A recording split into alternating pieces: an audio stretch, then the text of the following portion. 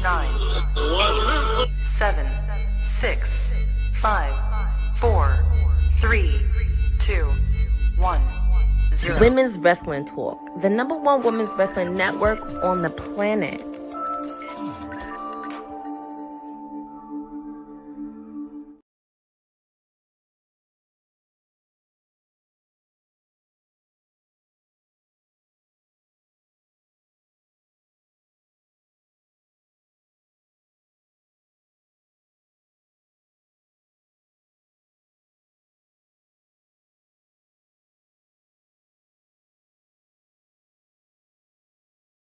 To play it because it is the most wonderful time of the year.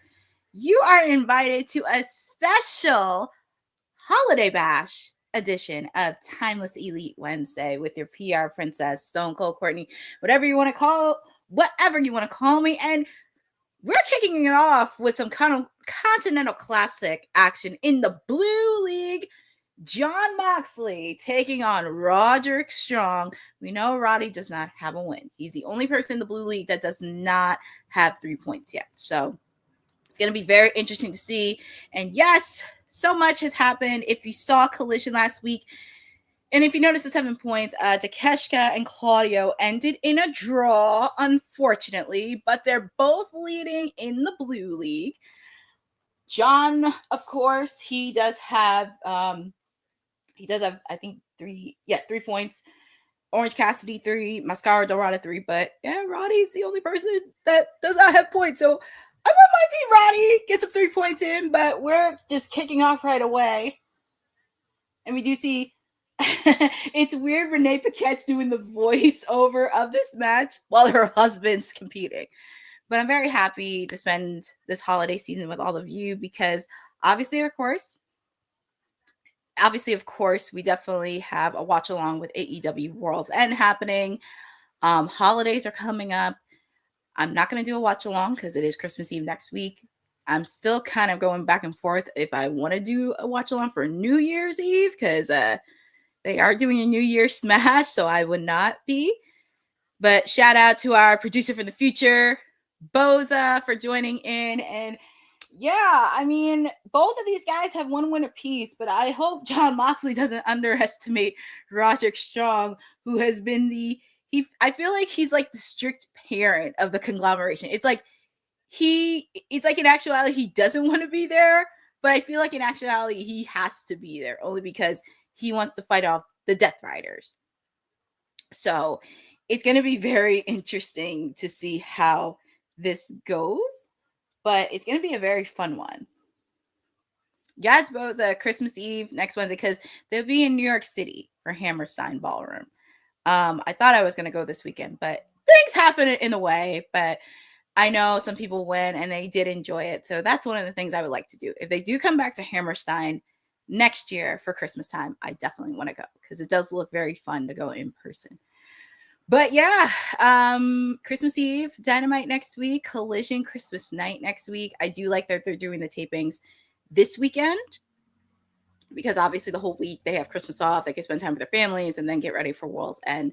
And also, I did see that there are spoilers out there. And I'm going to tell you right now, do not give me any spoilers because I will completely block you. And that's a fact because we don't do spoilers around here. We do not do any spoilers. I've been trying to avoid spoilers throughout the whole show of this. But looking at this match, Roddy's throwing some punches. Jon Moxley's throwing punches. These guys are just going at it. And I love it. And Dylan, I saw the photo. I absolutely love it. I actually do love the photo, and I do love the Santa hat because it is the most fun. Yep, Boza. I mean, I love it when wrestlers go overseas, but it's kind of due.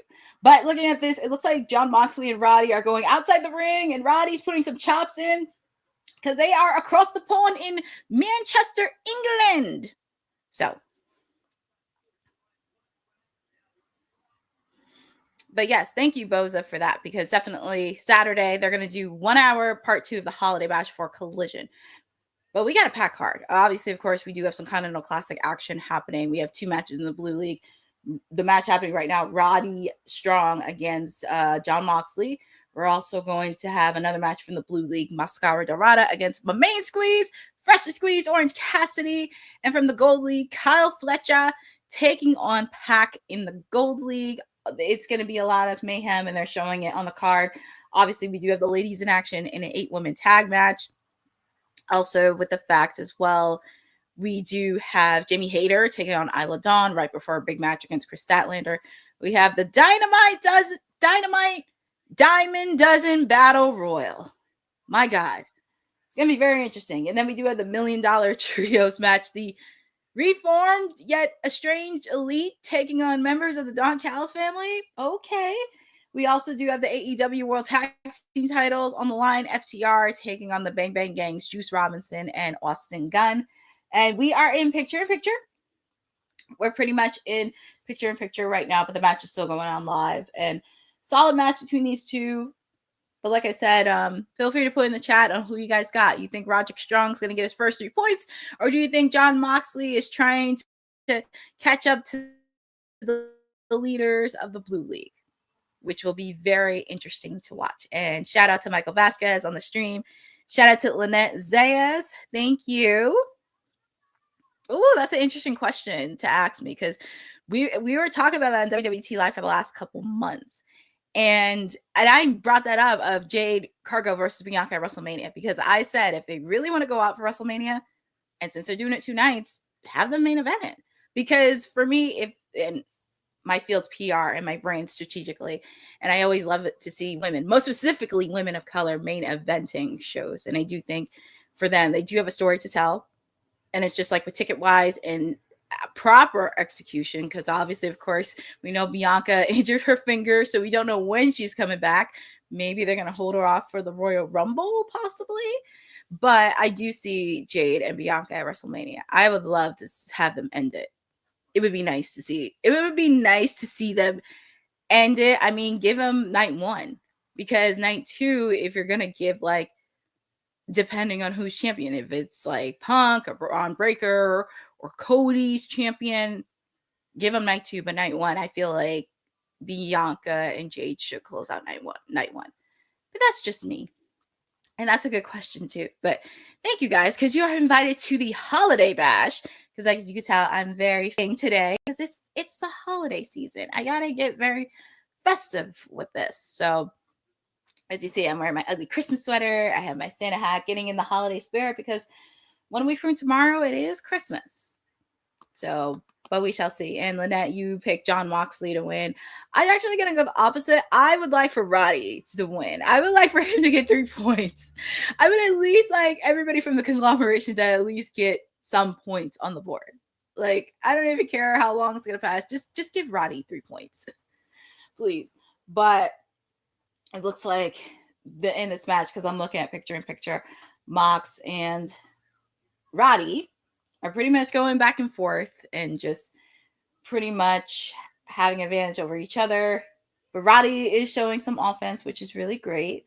Just waiting for these commercials to end. But just a reminder, you're spending 3 hours with me. It is 3 hours. It's not 2 hours. So make sure to get your Christmas sweaters, Christmas cookies, hot cocoa, because you get to curl up and spend the holidays with me, the holiday bash with me. And we are back live with actually one of the matches for the Continental Classic in the Blue League. Roderick Strong, supposedly part of the conglomeration, taking on the Death Riders, Jon Moxley. Pretty much, will Roderick Strong get his first 3 points on the board, or will Jon Moxley continue to be ahead of the leaders in the Blue League? We shall see. But it has been pretty even. They both have 1 wins against each other. I found out in the vignette videos that AEW produced on socials. So we shall see on that. But like I said, there's just a lot of things, and I'm very, very excited. Jon Moxley's like, show me what you got, kid. He's like, show me what you got, kid. But I feel like John, oh my goodness, he's really trying to put a pile driver on Roddy. And you have to remember, Roderick Strong had a serious neck injury.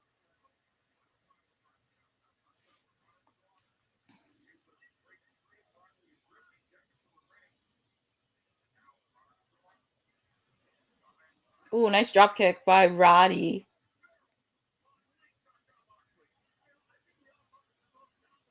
Oh, nice drop kick by Roddy. Oh, thanks, Boza. Yeah, I mean, you might be a little bit further than me, but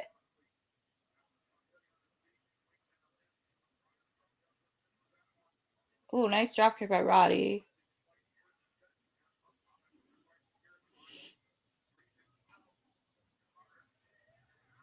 Roderick Strong is really putting a clinic on here, and I love it. I love it. I love it. I love it.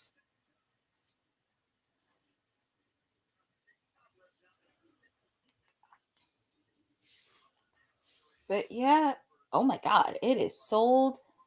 Breaking news, it is sold out this weekend for Dynamite and Collision this weekend.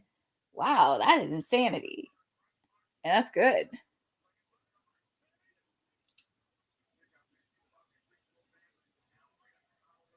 Wow, that's crazy.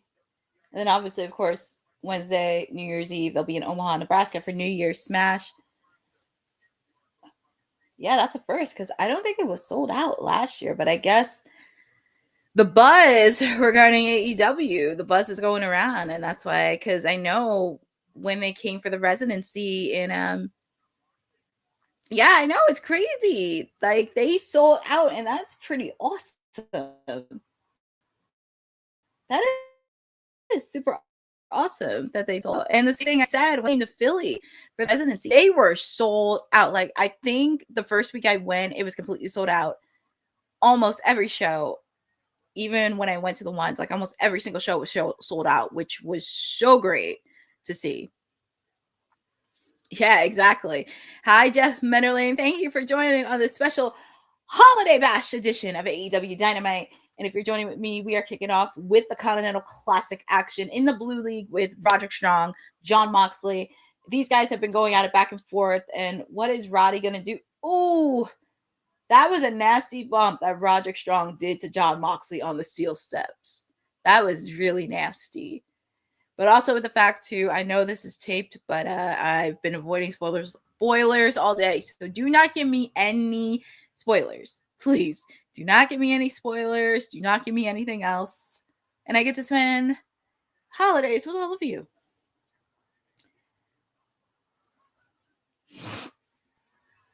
Exactly, Boza. And also with the fact too, if you've never seen Christmas in New York, it is beautiful. It is beautiful.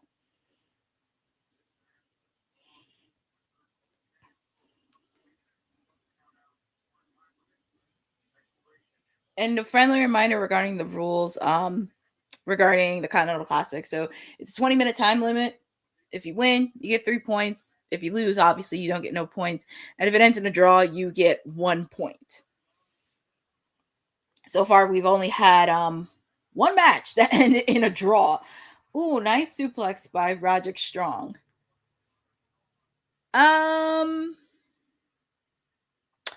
Lynette, going to your question, I know Caden Carter is signed with AEW. I'm not sure about Kachana Chance, but Caden Carter, now going by the name as Lacey Lane, is officially signed to AEW. I'm not sure about Katana Chance though. But thank you for asking on that question. But this has been a very good opening contest between Roddy and Jon Moxley. I know people in the chat, somebody did say Jon Moxley, but feel free in the chat. Who do you guys got? Do you guys got Roderick Strong? Do you have Jon Moxley winning this? Or do you think this is going to end in a draw? I'm hoping it does not end in a draw. But these guys are going back at it. And you get to spend 3 hours with me.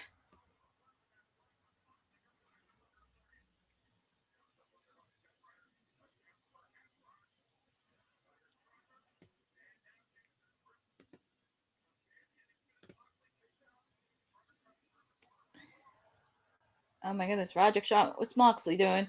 1, 2, quick kick out by Roddy. Come on. I guess Jeff Metterling's going for Roddy. 2, quick out by Roddy. Roddy's still hanging on there. He's still hanging on. Oh my goodness. John Moxley put a pile driver on there. Quick kick out by Roderick Strong. Roderick Strong wants the 3 points. And then Moxley has Roddy on a submission hold.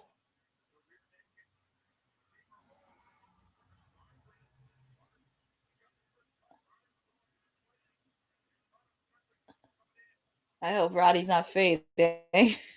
I hope Roddy isn't fading. He's trying to fight it.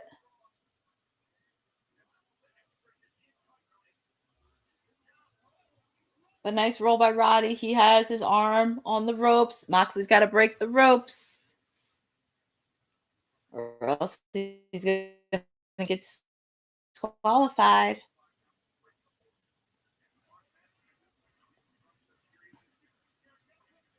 And I love it. I know it's kind of crazy, but I love it when they go overseas because the fans in the UK are so fun.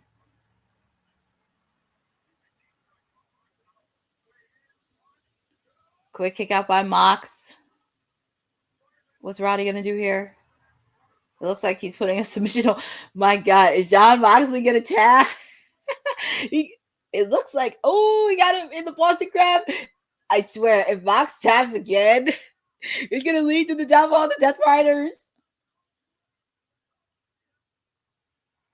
Because he already tapped out 4 times this year. But it looks like Roddy. John Moxley's trying to... Oh, he broke free. Threw Roderick Strong out like a rag doll. Took his feet out and Roddy threw right between the ropes. But Roddy's back in. Oh, man. That was a nasty move. But gotta give credit to both of these. Oh, Jeff Betterling, you want this to end in a draw? My God. I just want to make sure one year that we have no draws in the Continental Classic because sometimes they always throw one in. Quick kick out by Roddy. Roddy's not quitting in this match, and I love it. I love it, love it, love it.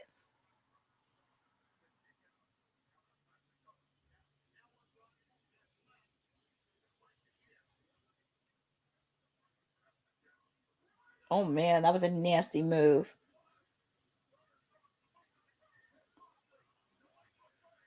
Three. Yep. Your winner of this match is John Moxley. I mean, I don't think they were going to let Mox lose again. I think Mox needed that win because I think somewhere he's going to be involved depending on what happens, possibly in the semifinals. But yeah, your winner of this match is John Moxley. And I think he needed that win badly. So John Moxley has 6 points. Claudio and Takeshita lead with 7. Obviously, we know Roddy doesn't have no points. Máscara Dorada has 3. Orange Cassidy has 3. So, yeah. John Moxley is second. Because I was like, there's no way he was not going to lose. But, yeah, here comes Mox.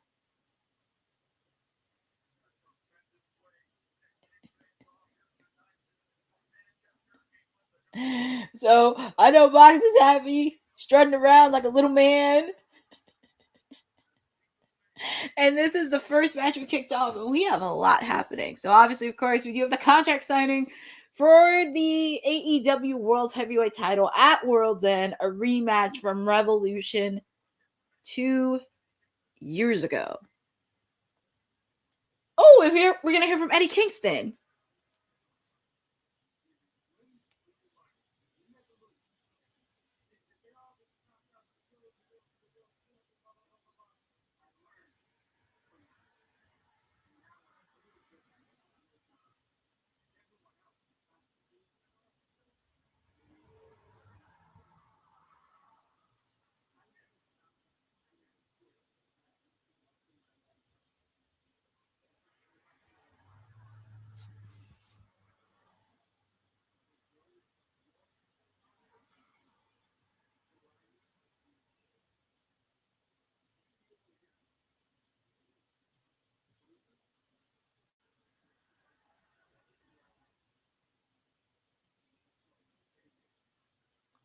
So it looks like we may see Eddie Kingston on Collision, but he learned from his lessons. He learned from what he did after his match with Samoa Joe last week, but I think it won't be the last time you see Eddie Kingston. And also with the fact, too, he still has some unfinished business with Hook and the Ops. We shall see. And, of course, I got to deal with this creeped on Callis. Lord, help us all. Doc Callis eats tuna pizza. I love that sign.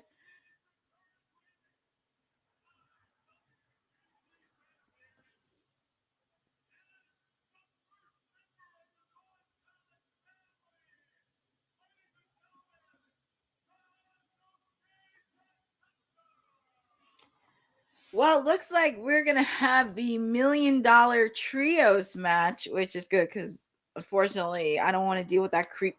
Unfortunately, I had to deal with that creep later on the night because his other clientele, Kyle Fletcher, has a match during the Continental Classic. And I believe Mark Davis is going to be part of the Dynamite Diamond Dozen Battle Royal. This is going to be interesting with the trios match because Takeshita and Okada can't see eye to eye, and it's only a matter of time they're going to meet one-on-one. It's just a matter of time. And we're probably going to see them in the semifinals or finals of the Continental Classic. So, oh boy. So we got this $1 million trios match. And we have Hechicero, which I will say he did put on a banger of a matches. I actually was there up close when he faced off against Bandino for the Ring of Honor World Heavyweight title at Death Before Dishonor. It was a good event overall. Oh, and Bosley reminded me behind Ring of Honor. He sent a few members to Ring of Honor as well, I mean, I love it that they are in the UK because they do have a good solid relationship with Rev Pro. I saw Michael Oku is going to be on there tomorrow. I know, Bosley, you would think. I think they're going to save the contract signing for Dynamite.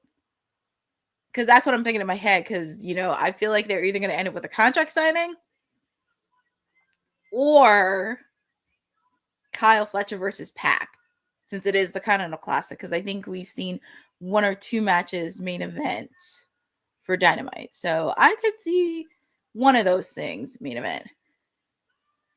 Yes, fellas, Alex Windsor will be in action tomorrow. And she did do a recent interview.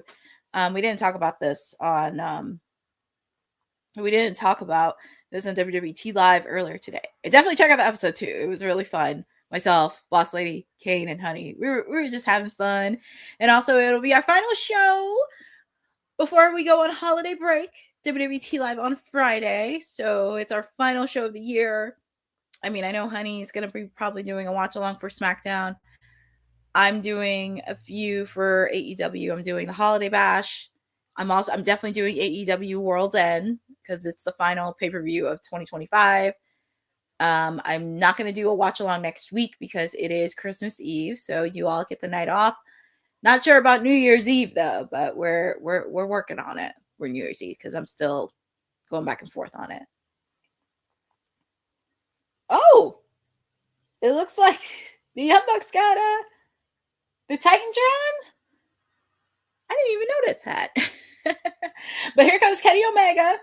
It doesn't matter what part of the country you go in. Kenny Omega just has just an enormous crowd that people go for him. That's like really insanity.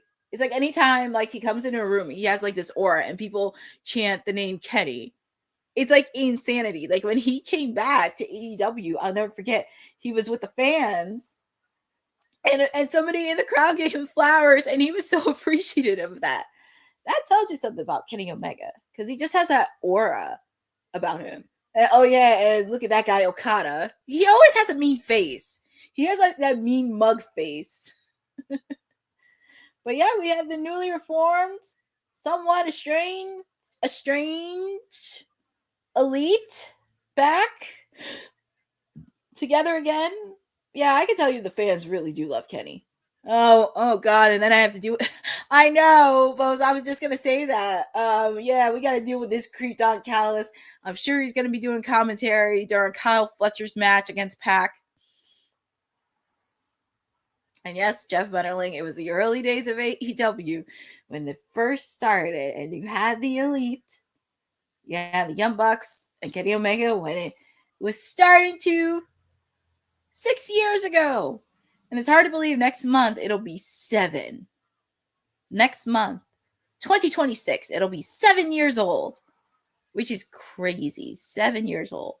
If they make it to 10 years, I think people need to stop dropping narratives regarding AEW. Because if they make it up to 10 years, that's a huge accomplishment. Because I want them to succeed and take it to the next level. It's just baby steps. They gotta work out their mechanics behind the scenes. But here we go. We have a $1 million trios match. Members of the Don Callis family, Kazuchika Okada, Konosuke Takeshita, and Hechicero taking on the newly reformed yet estranged Elite, Kenny Omega, and the Young Bucks.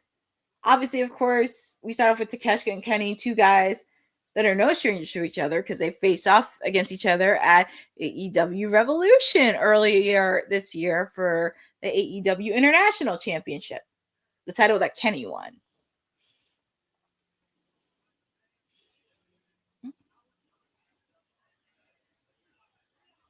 And he tagged, I think that's Nicholas, and then double teamed by Matthew. And the tag is made. Don't ask me how I could tell Matthew and Nicholas apart. It's like insanity. But just to let you know, we do have we're having the holiday bash. 10 o'clock, we have the collision hour. And then after collision, they're going to air a countdown on TBS, the countdown to AEW World's End, because I think after this, they'll figure out the matches for World's End, what are going to be the top matches. And then, as Boza mentioned, and I did mention this myself, there will be a 1-hour collision this Saturday. And triple double team onto Takeshita by the Elite. Tag is made. They do love Kenny.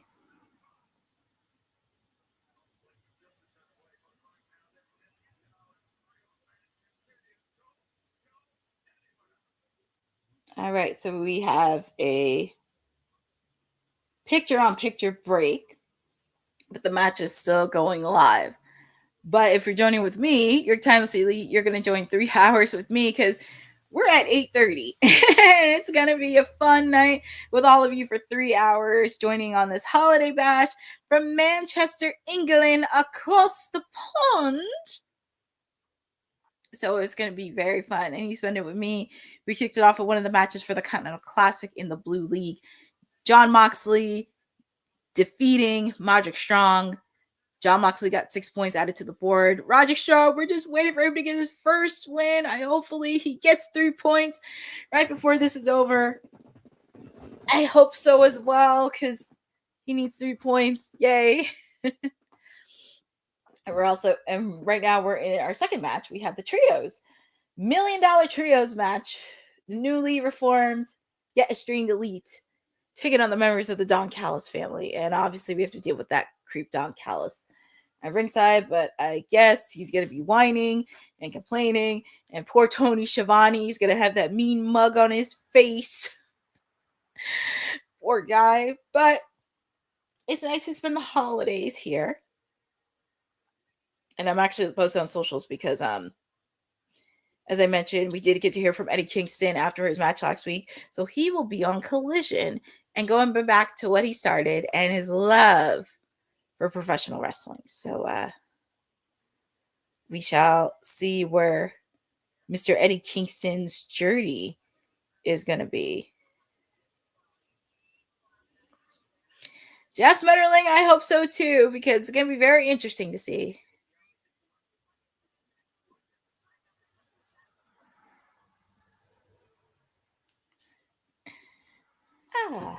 So it's going to be very, very fun. But also feel free, to put in the chat. Feel free on who you have. Feel free on who do you think is going to walk away with $1 million. Do you think the Elite's going to walk away? Or do you think the Don Callis family is going to walk away with $1 million? Because there's a lot I can do with $1 million. There's a lot you can do.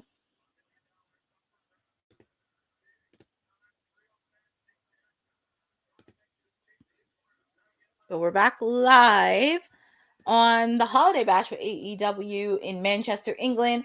We do have the $1 Million Trios match, and we see Hechicero and Kenny Omega going at it one-on-one.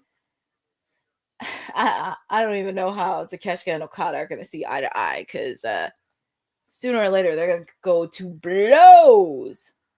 They're going to go to blows.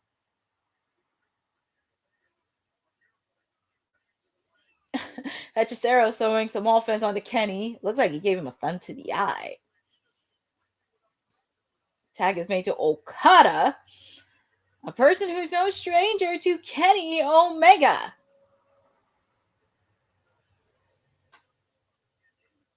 And also with the fact, too, if you guys didn't figure out, because next month, Wrestle Dynasty, Wrestle Kingdom is next month. And as you know, it's Tanahashi's final match. And he's facing off against Okada. Ooh, look at that. Did you guys just see that? Takeshita shoved Okada. Man. Man. You could already smell trouble in paradise already. And it's funny how Don Callis always avoids the hard questions and think the Don Callis family is one happy family. That look on Okada's face says it all, and that should be a meme right there. That's the meme right there. And yes, Jeff Mutterling, there could be a possibility of betrayal within the Don Callis family, because I'm going to tell you something. That babyface run with Takeshita, ooh, that's going to be so good, because he just has something right there. And that's why he's the reigning IWGP World Heavyweight Champion. Hechicero. Oh, nice move by Kenny. That just shows the athleticism he has. And it's crazy. And it's crazy, too, because I knew of Kenny Omega through Chris Jericho, because I know him and Jericho had a match at the Tokyo Dome. And they're familiar foes to each other. So that's how I knew of Kenny through Chris. See, that's one of the things that Chris Jericho is one of my favorites, because if it wasn't for Chris Jericho, I would have never got introduced to Kenny Omega. Wish all parties weren't banned in the classic we could have had. I know, that could be really interesting. Marina Shafir locking eyes with Don Callis. See, that would be something I would like to see. That would be very interesting. As long as you don't have that runt wheeler Yuta running around. Well, here comes the young.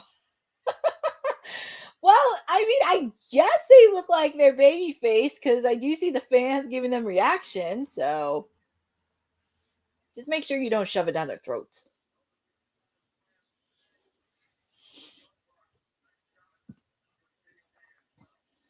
Well, Okada.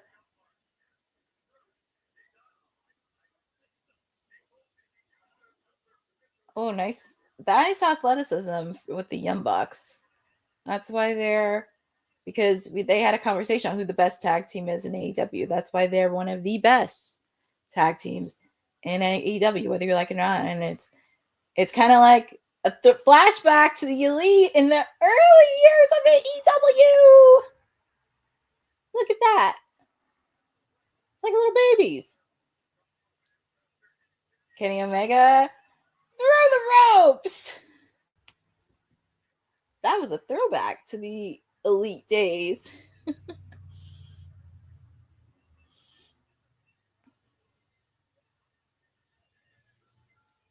That was pretty good.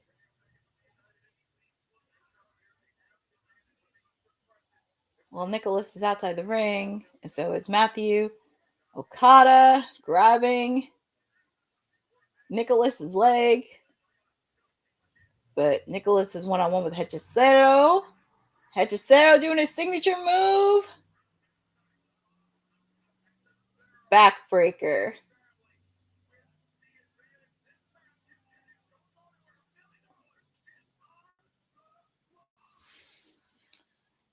Yeah, Excalibur, you said it. This is this is for $1 million. All these guys are putting their bodies on the line for $1 million. My goodness. Well, and we're on commercial too, so it's like, I gotta wait for commercial. I have to do all this, but since we are taking a little bit of commercial time, I get to share with you a little bit of a project that Women's Wrestling Talk is doing. It is the Women's Wrestling Archive, and we are going to showcase all things history of women's wrestling. Women's wrestling didn't just show up yesterday in glitter boots. We've been here the entire time, body slamming through history. The Women's Wrestling Archive launches January 1st, 2026, and it's going to pave the way for all women's wrestling. Because if we don't document it, a man might say he did it first. This has been a passion project for a very long time. Head over to the womenswrestlingarchive.com to donate $1, $5, or whatever you can. It all goes a long way. Let's give these women the spotlight that they've always deserved. Her story belongs in history. Help us preserve it today. Join us at womenswrestlingarchive.com. Support the archive. Support women's wrestling. Donate today. Support all things you love about women's wrestling, because we are on commercial. I'm just waiting for this match to get back on TV, because I don't like it when it cuts to commercial and then it's like you have to wait and wait and wait. But very happy to be with all of you on this Wednesday night, because as I mentioned, this is the 3-hour watch along for AEW's Holiday Bash, because it's coming to you from Manchester, England. We are on the road to World's End, because it is 1 week from tomorrow. I just can't believe it. It's the final pay-per-view of 2025. Oh yeah, Jeff Metterling is going to show everything in the women's archive, not just WWE, AEW, but all the promotions, TNA, Ring of Honor, independent, historic wrestling women's matches that we have not seen in years. It's going to include everything.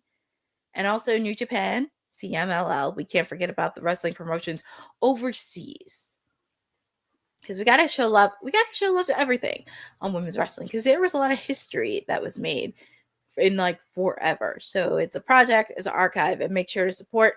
Every donation counts. $1, $2, $3, whatever. We want to give everything on our support. But I'm just waiting for this. I'm just waiting for the matches to come back, because that's the second part about commercials. You got to wait and wait and wait. But we are back. I want to say live, but this is a taped episode.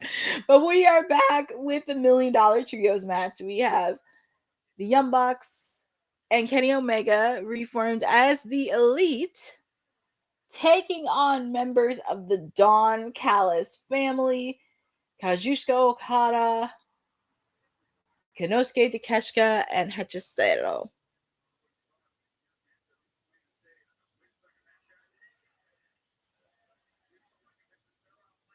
Oh my goodness, that was a nasty kick to Hechicero. Okada trying to take out Kenny Omega.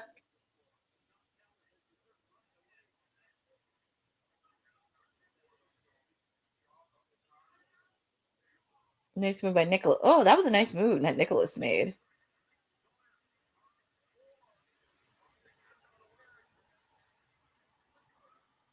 What's he doing? He's trying to make the tag to his brother, but Okada stopped him. Nice move by Nicholas.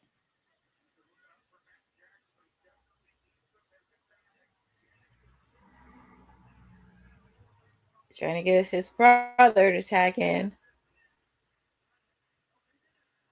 Tag is made to his brother.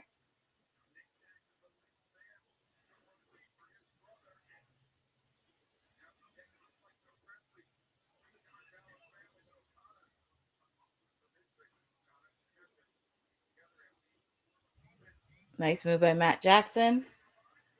Double team onto Okada and Okada and Takeshita. I'm not gonna lie, that was a pretty sick move. That was a pretty sick move, and you got the crowd on their feet. Listen, I will say this: you can say a lot about the Young Bucks, but you cannot take away their athleticism in matches, and they did put a lot of bangers this year, from them against Will Ospreay and Swerve. I know there was many matches when they went against Jurassic Express. Nice move. When they went against Brodino, especially when they competed in that tag team title tournament.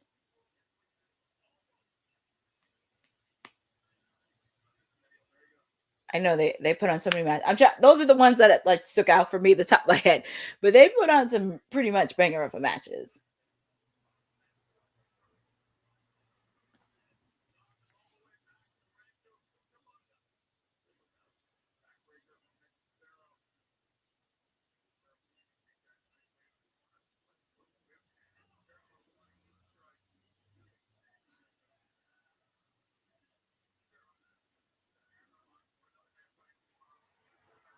Nice move by Hechicero.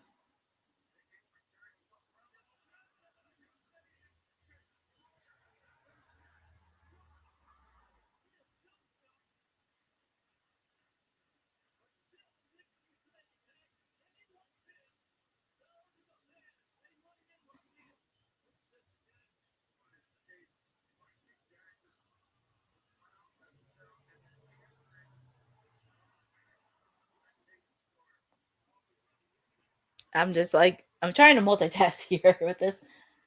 So it looks like trying to get the stare down between Okada and Kenny.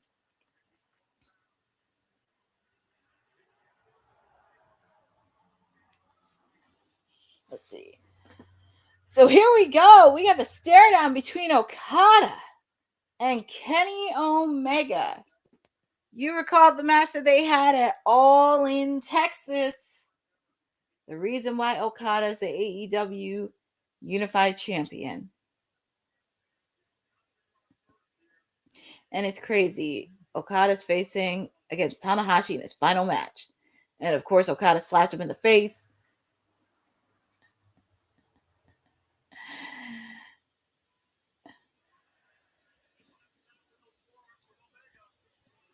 That's the first time I ever heard some people boo. I guess because whoever faces off against Kenny, they're pretty much going to boo them regardless. They're going to boo them regardless.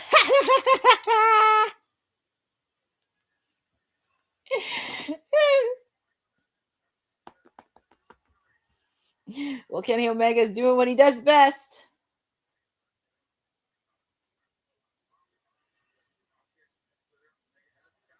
Yeah, Jeff Menderling, that is true. If you go back to when AEW first started in 2019, it's kind of crazy.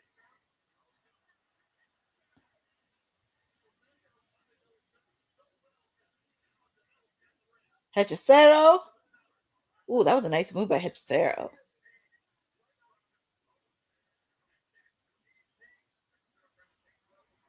Yeah, that's Nicholas in the ring.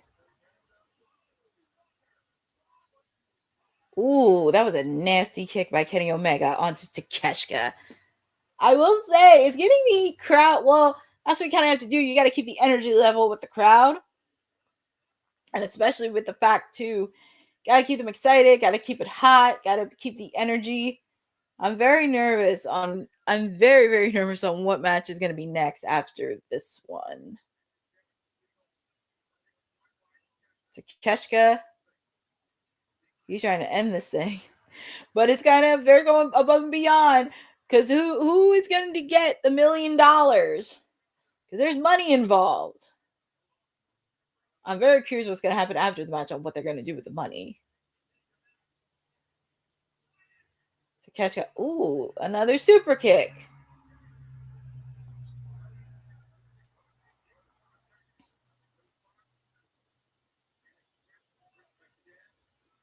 Oof. Ooh, that was an interesting move. Okada Mr. Dropkick. Super kick. Super kick to Hechicero.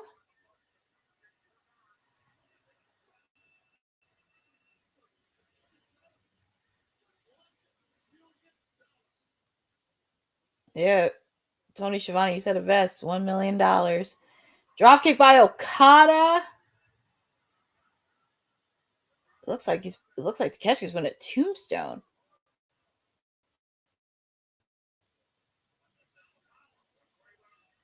Oh my goodness. You're trying to end this thing.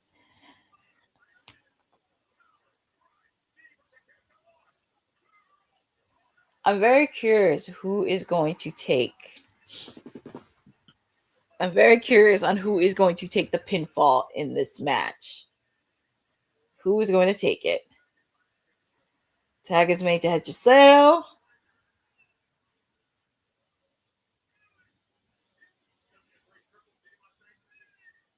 Oof. What's Okada do? Oh, he was getting ready to right. See, it was only a matter of time that Takeshita and Okada were really going to do it. Hechicero was trying to keep Peacemaker, but that ain't happening. Super kick. Ooh, super kick onto Okada. Takeshita's like apologized, but he didn't mean it. He wanted Okada to be kicked anyway. Tag is made to Kenny.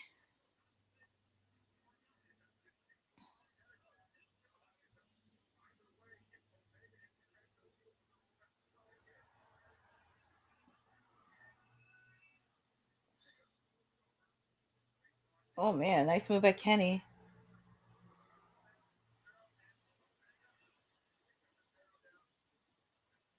Rainmaker? No. Nice. Another move by Kenny. But it looks like he's ready to end this thing.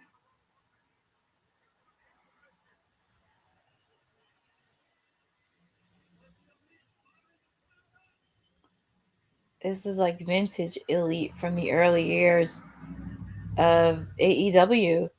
Triple super kick.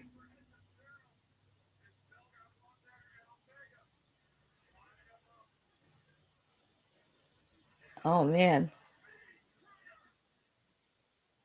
This has to be it. $1 million? Come on now. What are they going to do here? Oh my god, that has to be it. 3. Well, your winners and $1 million richer. The newly reformed Elite, the Young Bucks, and Kenny Omega. I'm very curious on what they're going to do with the money. Oh, God. Don Callis has the money. Dear God. He has that bag of money, and he doesn't want to give it to Kenny Omega. But he has to. They won. Hi, Eddie Foster. Thank you for joining. And I'm doing well and happy to spend this holiday bash with all of you because I feel very festive. I know, he ran away with the money. But look at this tension between Okada and Takeshita. It's gonna come to blows sooner than later. And they're attacking the Young Bucks. You did not want to give him the money. Yep, Boza, they're $1 million richer. But they're paying for it. Boy. It's like with Okada and Takeshita, it's like anything you could do, I could do better. They're going to come to blows sooner than you think. It's just a matter of time. And they've been teasing this for a year. And look at Don Callis outside trying to... Oh my God, are you crazy? Kenny Omega out here with a broomstick. That's the one way to get rid of him. That's the one way to get rid of him. Broom him out of here. And thankfully, the referee is giving them their money.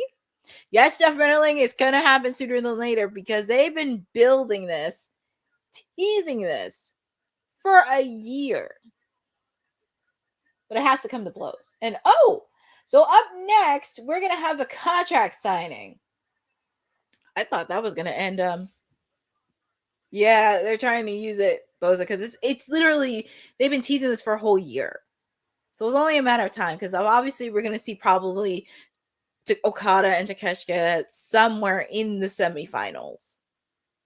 So up next, we're gonna have a contract signing between Samoa Joe, Swerve Strickland, and Hangman Adam Page. Oh my.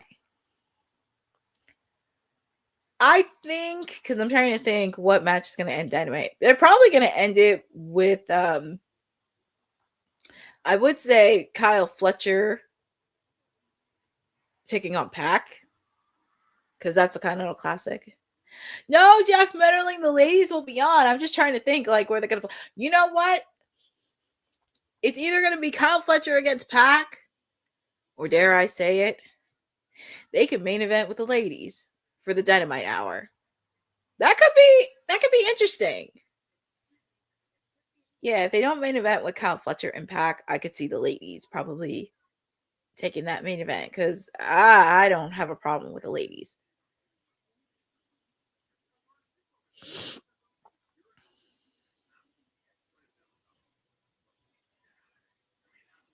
Yeah, Boza, you say Kyle Fletcher and Pac. That's what I was going for because I said it's either going to be Kyle Fletcher and Pac or the ladies. And also, you kind of saw what happened on Saturday on Collision where the Don Callis family and the Death Riders almost came to blows with each other. So that's also another thing too. Also, we're at commercial. We're almost at hour number 1 of the holiday bash. It's hard to believe we're almost done the 8 o'clock hour.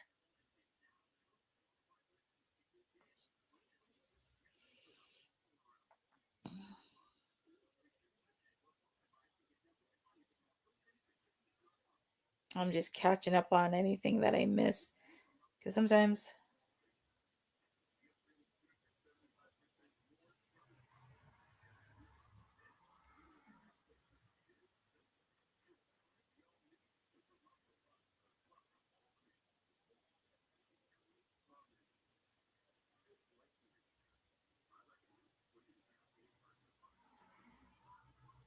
just keeping up on everything.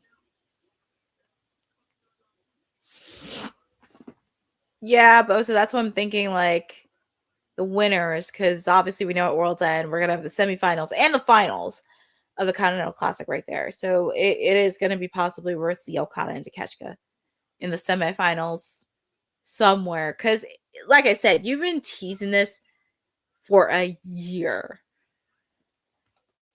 Teasing this for a little bit of a year. So we shall see on that. But speaking of coming to blows, we got a contract signing happening next, and I feel like this is going to go into blows, and we see Tony Schiavone. So let's see what he has to say.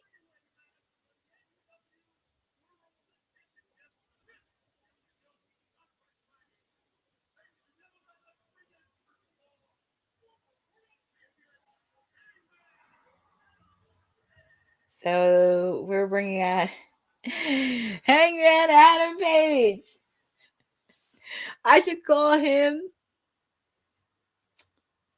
the People's Cowboy. He's kind of like a cow. He's a cowboy for the people. He's like that cowboy because you know how sometimes cowboys they always go for the ones that are like the evil side of it. Hangman's like the cowboy that will fight against evil regardless of what's in front of him. He's like a cowboy for the people. That's just how I look at it. And he's getting a good solid reaction in the UK.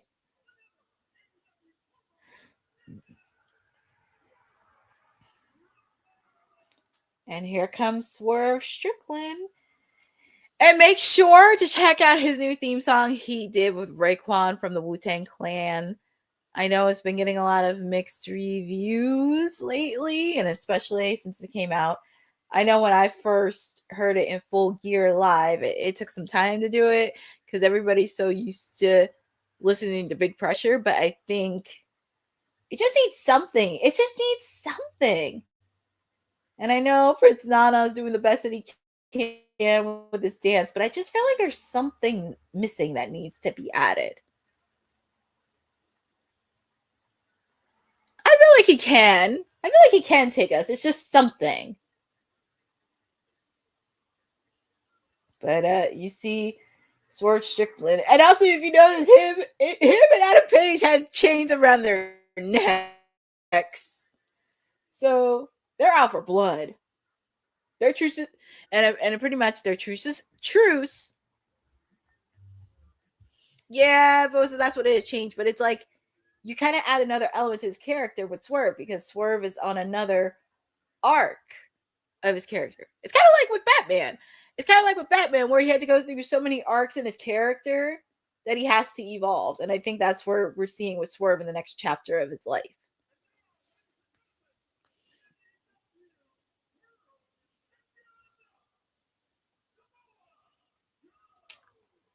And here comes the reigning AEW World Champion, Samoa Joe. Like I said, this could go into blows. And of course, he has his, let me see. So it looks like he has Powerhouse Hobbs and Hook with him. It's going to be very interesting to see how this is going to come to blows.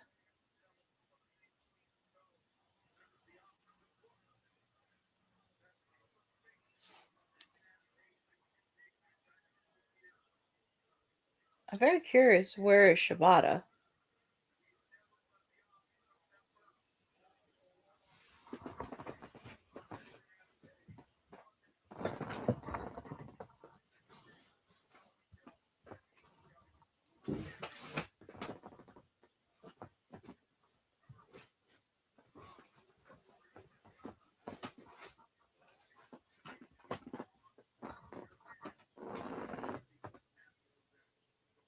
All right, so let's see what's on. Oh, Lord. This is going to really go into blows.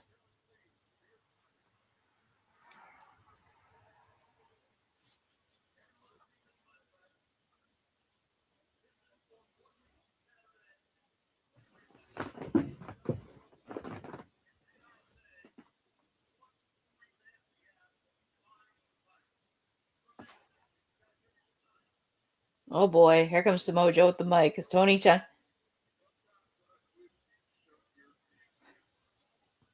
Why is he telling Tony Schiavone to be quiet?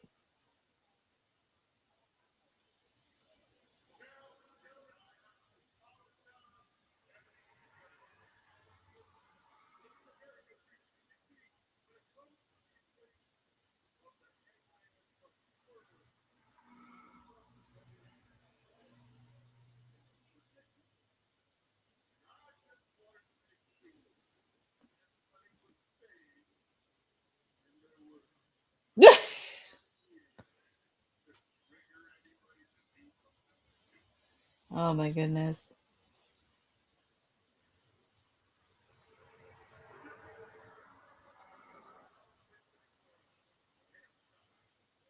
Well, it looks like Samoa Joe is going to sign. That's one. Who's going to sign next?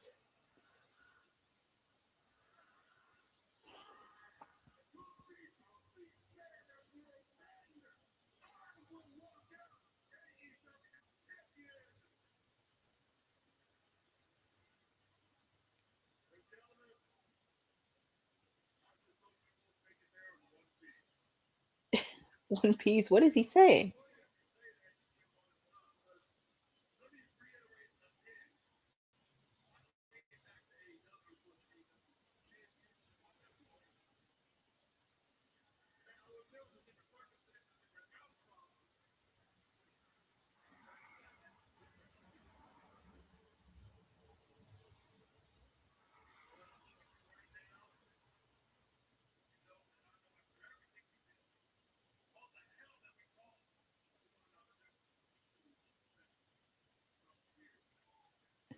Who would have thought Hangman and Swerve would be teaming together?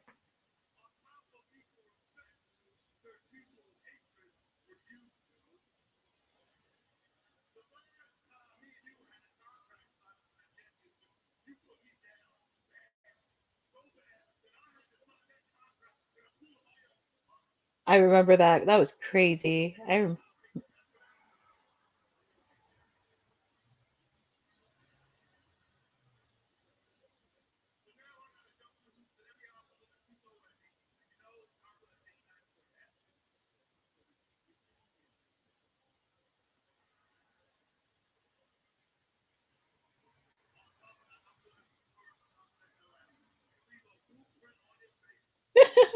I'm just looking at Prince Nana.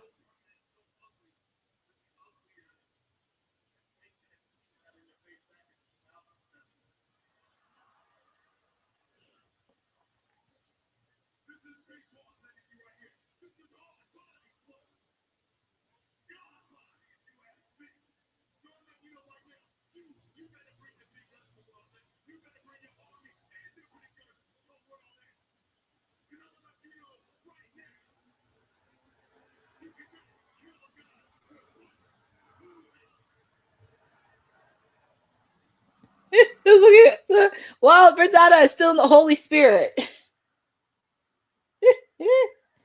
Well,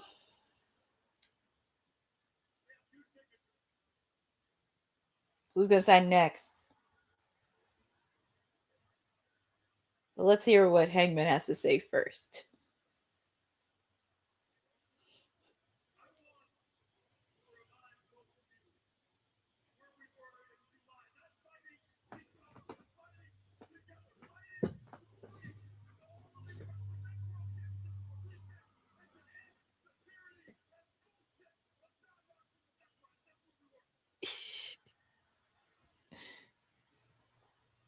Hangman is so unfiltered.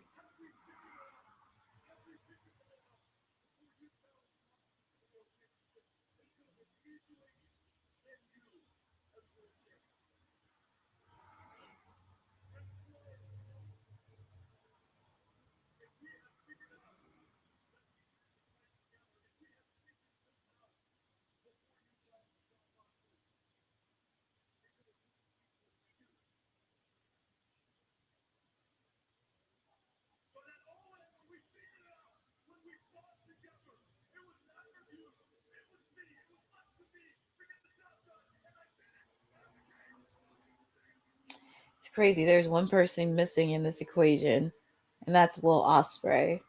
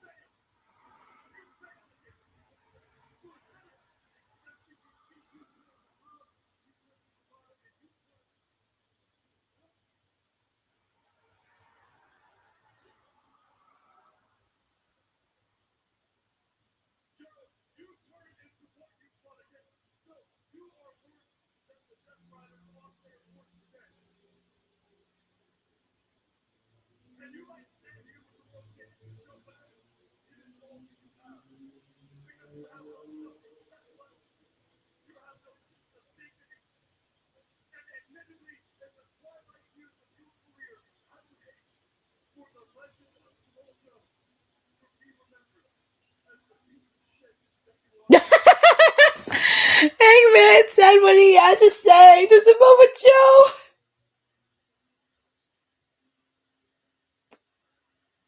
Wow. He said what he said.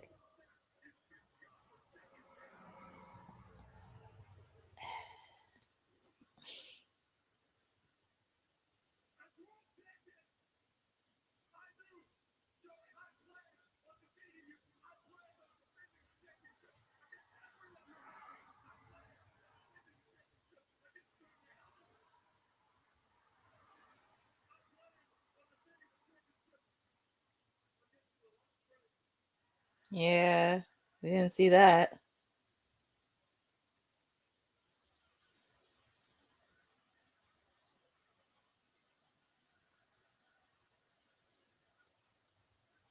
Fans chanting for Will Ospreay.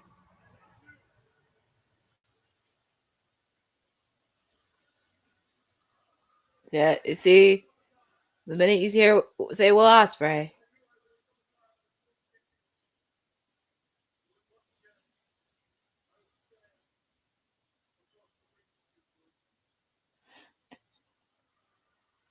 It's crazy they have one of the best storylines in AEW.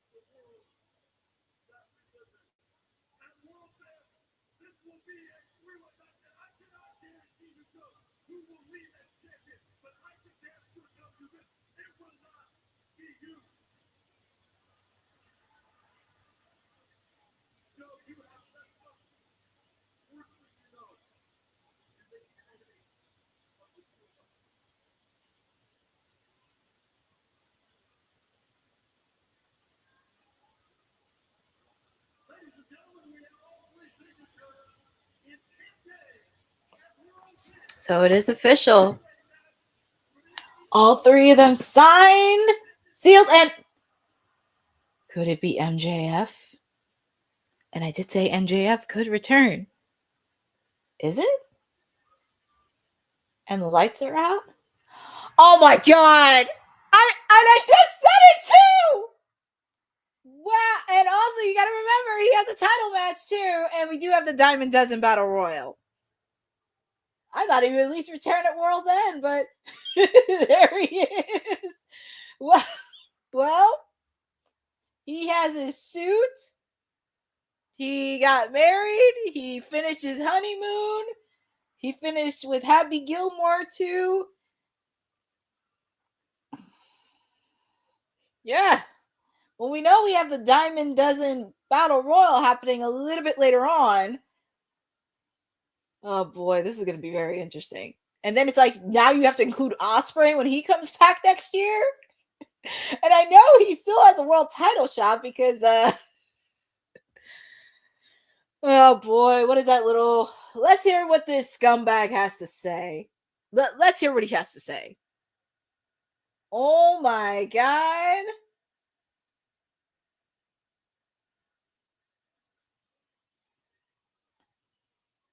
He has a smirk on his face, so no way. So apparently he's using his contract that he did not use from All In Texas. So it looks like it's going to be a four-way dance.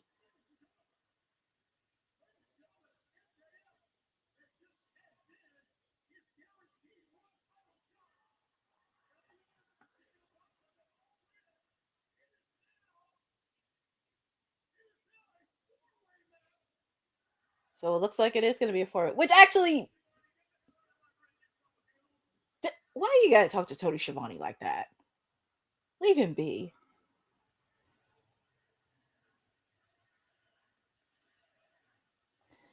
Oh boy. Well, also with the fact too, if you recall 2 years ago, Samoa Joe beat MJF for the AEW World Title.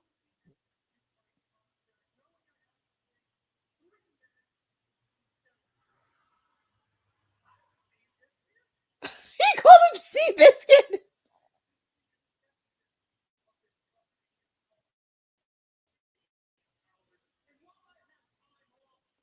And a fact too, MJF and Swerve have never met one-on-one in a match.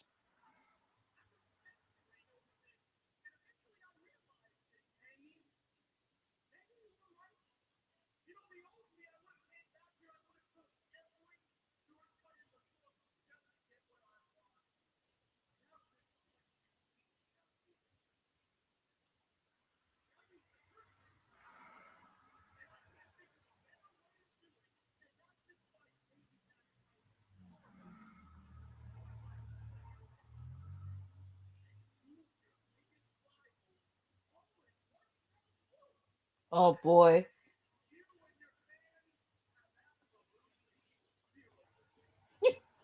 I can't believe he called him. Well, he's been called him Steven.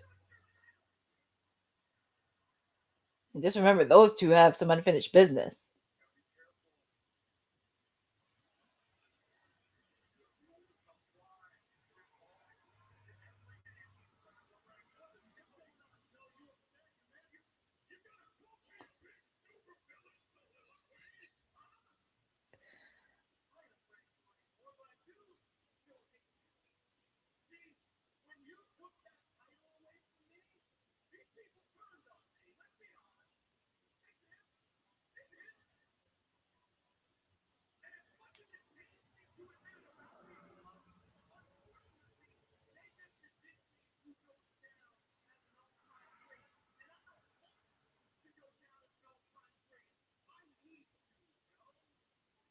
Oh boy.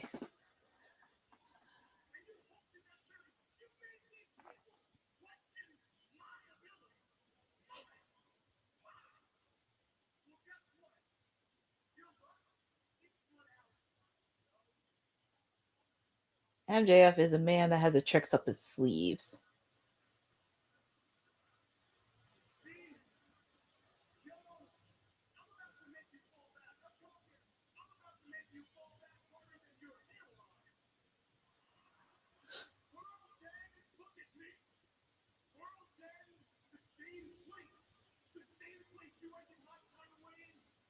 I know, right? It could be a possibility.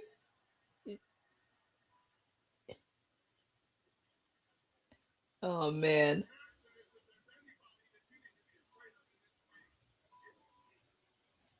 And it's a fact too. They have never had a match. 1-on-1.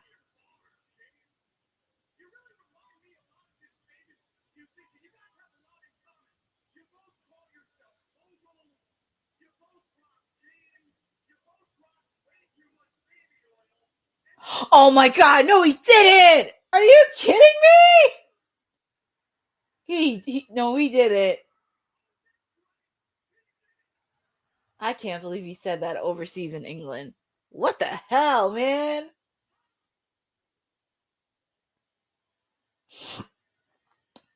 Whew.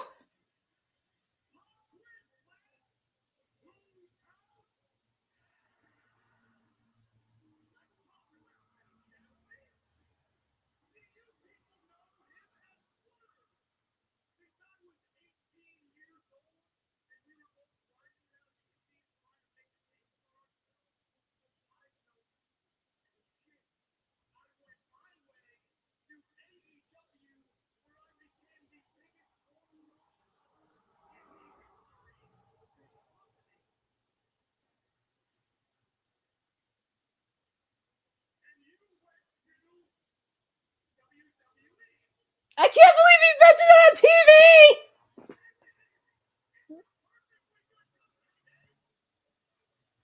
Oh my God.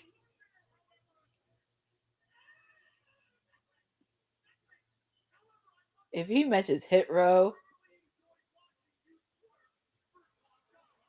oh my god, did he give him a little bit of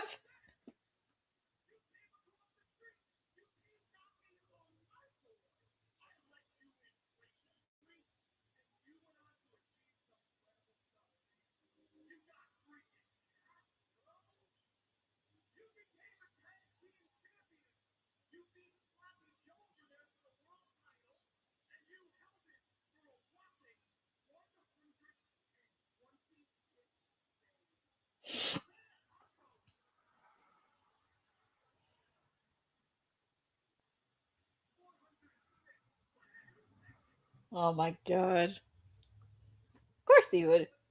But it's all about himself.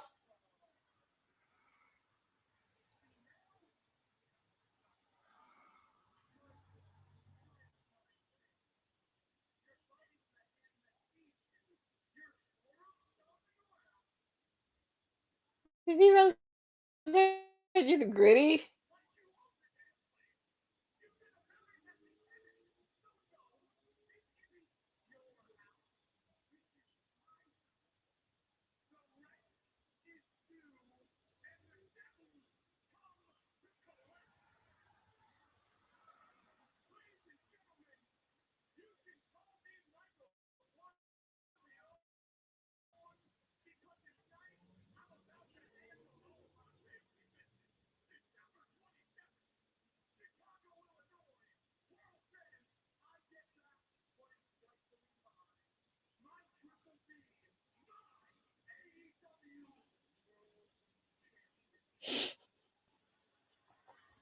It'll be very interesting.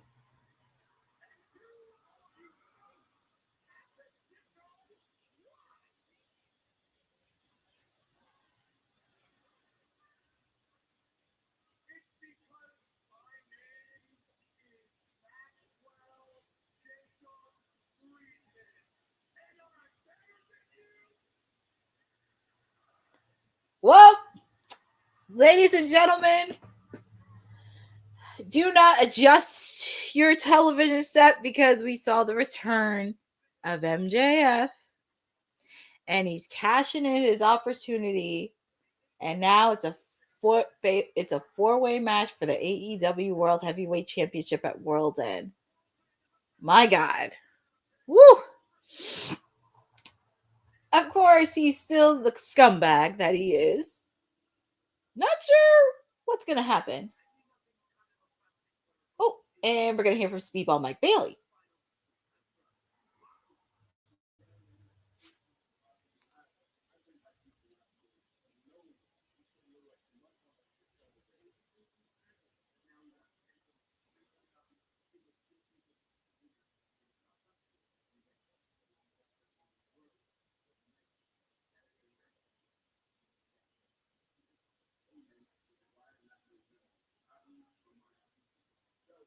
So it looks like this weekend on Collision. Ooh, so this weekend, Saturday on Collision, it'll be Okada taking on Kevin Knight.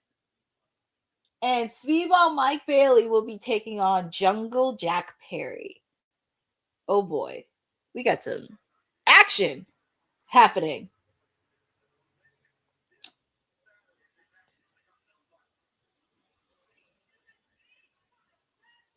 Okay, I was going to say, because I was like, I saw the Death Riders music, and I think they're saving Pac and Kyle Fletcher for the main event. But we have our 8-women tag team match with the ladies. Marina Shafir is coming out, and we have Marina Shafir, Megan Bayne. Obviously, of course, Penelope is still injured. The poor thing, Penelope. But we do see Megan Bayne, the forever Ring of Honor Women's Champion, Athena, and Mercedes Moné taking on the inaugural AEW Women's Tag Team Champions, the Babes of Wrath, and the Timeless Love Bombs. Well, there is the forever Ring of Honor Women's Champion, Athena. Of course, she had to deal with a lot of, if you've been following Ring of Honor, she's in a little bit of a spat with one of her minions, Billy Starks. And this is going to be very interesting because I don't know how Mercedes is going to interact with the rest of her team because Athena still has issues with Mercedes after what happened in the AEW Women's Tag Team Title Tournament. You can tell it's going to be very interesting to watch.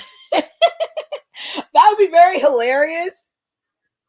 That would be very hilarious if they all turn their backs on Mercedes and the Babes of Wrath and the Timeless Love Bombs win. That would be pretty hilarious, but you know.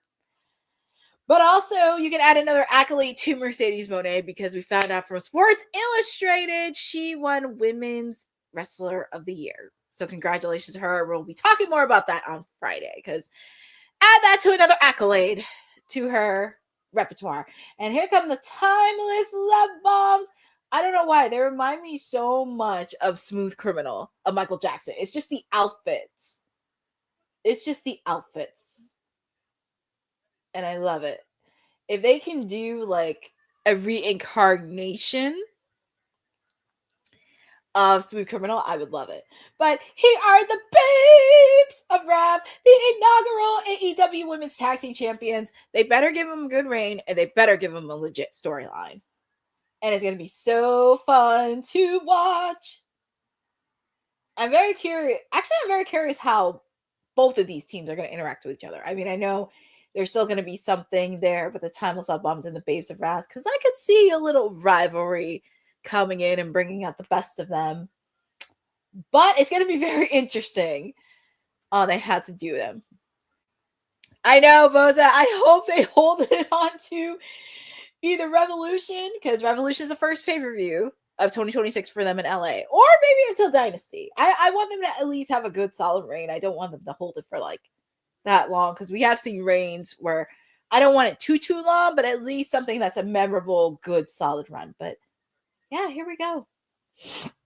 We have Mercedes Moné and Willow Nightingale, two ladies that are no strangers to each other, with the fact they met for the inaugural New Japan Strong Women's Championship and also the TBS title. Tag is made to Harley Cameron. And I will say Harley Cameron has gotten better. I will say ever since she wrestled against Mercedes in Australia, she has gotten better. And also the fact too, Mercedes was the reason why we have Mini Moné. That was her idea. Just wanted to put that out there. And tag is made to the forever Ring of Honor Women's Champion, Athena, because it's nice to see her on TV. And plus, her and Harley Cameron had a banger of a match a couple weeks ago for the Ring of Honor Women's Championship match. Oh, you did, Boza. We missed you on the award show. Feel free to check out our award show that happened last week. It was so great, so fun. But don't worry, Boza, because we did put Harley Cameron as breakout star of the year, because I think she did break out a lot more, and I had to really think about it. But here comes Marina Shafir, and I do like she is getting a lot of chemistry, even though I'm still upset that I didn't get Marina. I'm upset because I didn't get Marina versus Willow Nightingale one-on-one, and I'm kind of bummed about it, but here we are. And oh, you had a watch party. But yeah, Boza, feel free to check out our replay of the awards show, because it was really, really fun, and we did it for the end of the year. And here goes Mina Shirakawa with Megan Bayne and Marina Shafir. Obviously, we know Penelope Ford is still injured, so we don't know when our timeable return is going to be. But definitely want to send a speedy recovery to Penelope. Also, with the fact, too, with Queen Aminata, she is recovering from a neck injury. And, ooh, nice move by Mina. Don't let her looks fool you, because she can be very, very tough. And, I mean, my lady of the hour, timeless Toni Storm. Nice teamwork by them.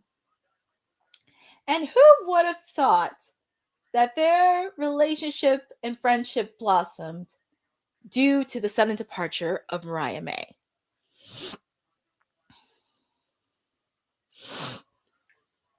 But yeah, we do have some kind of classic action happening, obviously. I'm sorry, I love the base around, but Toni Storm, she's just like in the ring, just dancing her little tail off. I'll never forget when she danced to Jamie Hayter's music. It was just too fun to watch. But yeah, there's a lot of chaos in there, and we are in picture-in-picture, but the ladies are going at it. Megan Bayne, Toni Storm, Athena, and Harley Cameron. There's just so much. There's just so many angles with all participants in this team. It's insanity. I'm just very curious how this is going to blow up, because I mean, in the Babes of Wrath and Timeless Love Bombs told Mercedes, go get some people to tag with. And, well, as in her world, who needs friends when you have some enemies? So it's going to be very interesting how they're going to interact with each other. And also, I think this is going to be an interesting storyline for Mercedes, seeing what's next, because I'm happy she's finally bragging and acknowledging that she's the longest reigning TBS champion, because I'm like, where is it? Where are we going? So finally, she did acknowledge it on TV, and I love it.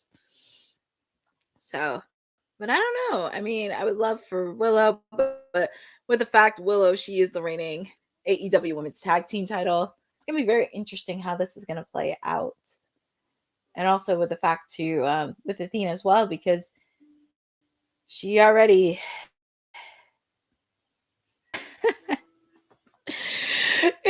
It is.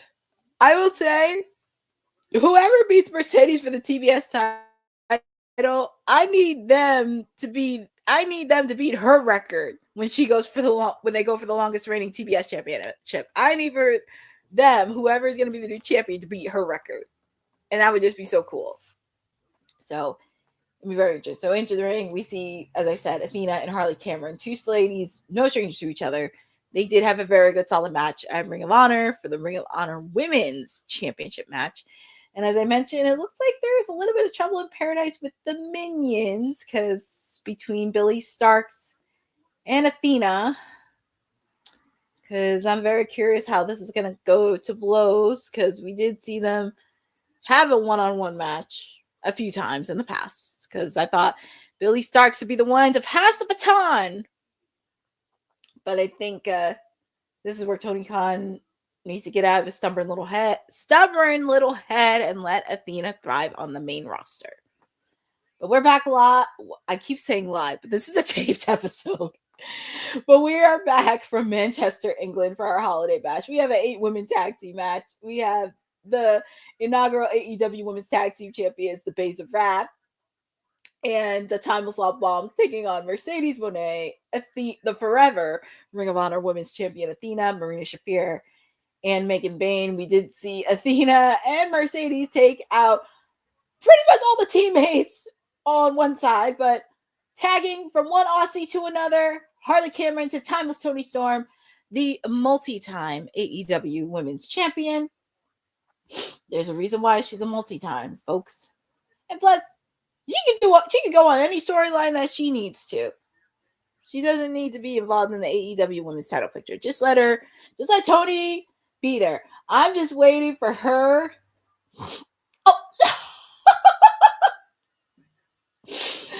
Oh, it's kind of crazy. She is the hip mama to the fullest, and that's why I love her, because she bet it on herself, and I love it. And here's two ladies no stranger to each other, Athena and Toni Storm. Mina Shirakawa taking out Athena. Oof, Harley. Oof. Double clothesline there. I just need Darby Allin and Toni Storm to cross paths, for God's sakes. I just need them to cross paths and destroy the Death Riders. That's what I need for them to do. Just cross paths with each other and just go all in. Headbutt by Toni Storm, Megan Bayne and Willow, two ladies that are no strangers to each other. They're just coming into blows.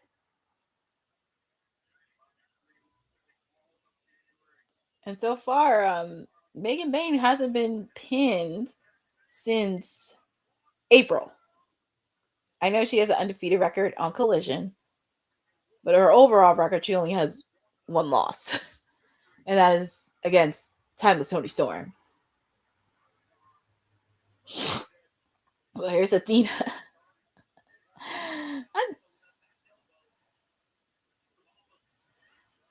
And I think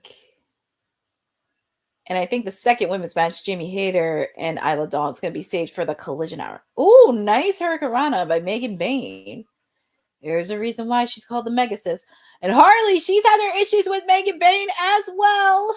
She's had her issues. And Marina Shafir putting on that submission hold. Toni Stone.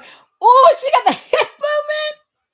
She got hips of steel, girlfriend. And here comes Mina. Off the top rope, taking out both Megan Bayne and Marina Shafir. I'm surprised. I know this is an 8-woman tag match. I'm surprised Billy Starks is not out here. Ooh, she's taken out. It's like almost every woman is taken out by the carnage. Oh, Willow Nightingale just pounced Mercedes Moné. That's why she's the babe with the power bomb. That was a hard pounce. I know she gave many hard pounces to Mercedes. She gave a hard pounce to Wheeler Yuta, which I did love. I thought that was kind of hilarious. Was she rob Mercedes in the ring? Oh man. 3. Wow, they got a win. So it looks like Mercedes, Megan Bayne, Marina Shafir, and Athena got a win. So it looks like Athena and Mercedes want a shot, and I know Willow and Harley. So it looks like the Babes of Wrath may have some contenders for their belts.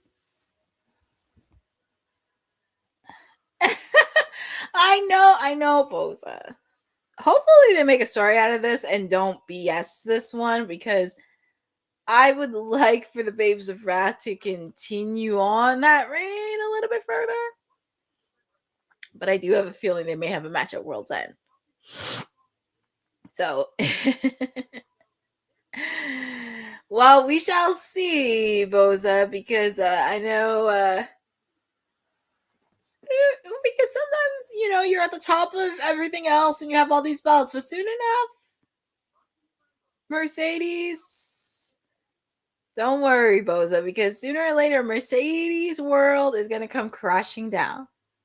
And I don't care what's said or Will has to say, because because trust me, I think if anybody can do it, it's me. And there are times I had to really, because I gave a pass to Mercedes on a lot of things, but there were some things I'm just not going to stand by. I was not going to let anybody trash the rest of the women's division just because she was winning, or saying because of Mercedes, they're getting more TV time, blah, blah, blah. And also, most of them were former champions before she got there.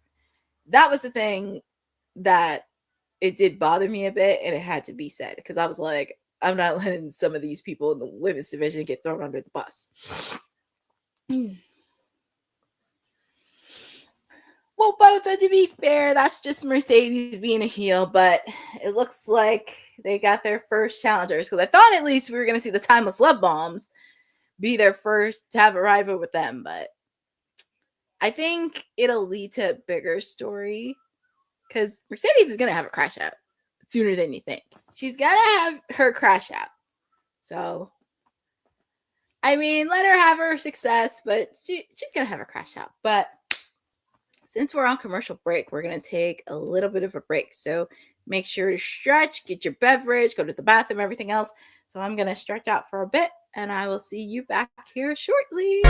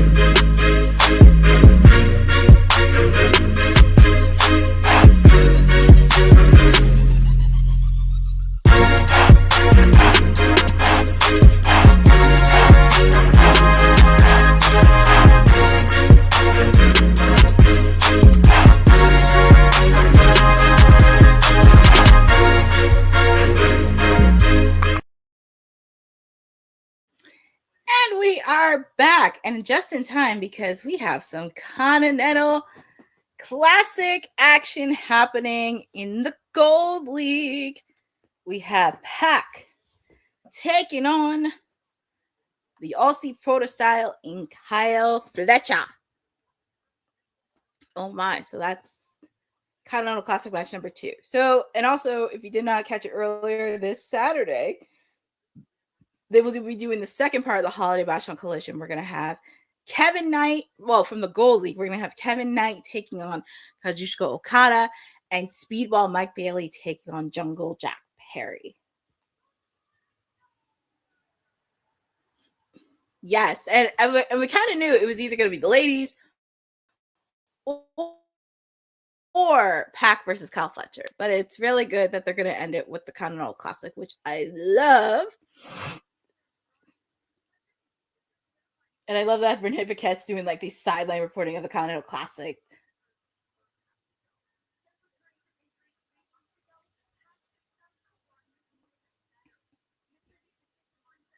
And it's very interesting too because they're pretty much going to segue. It's going to be interesting how they segue from Dynamite to Collision and what match is going to be. So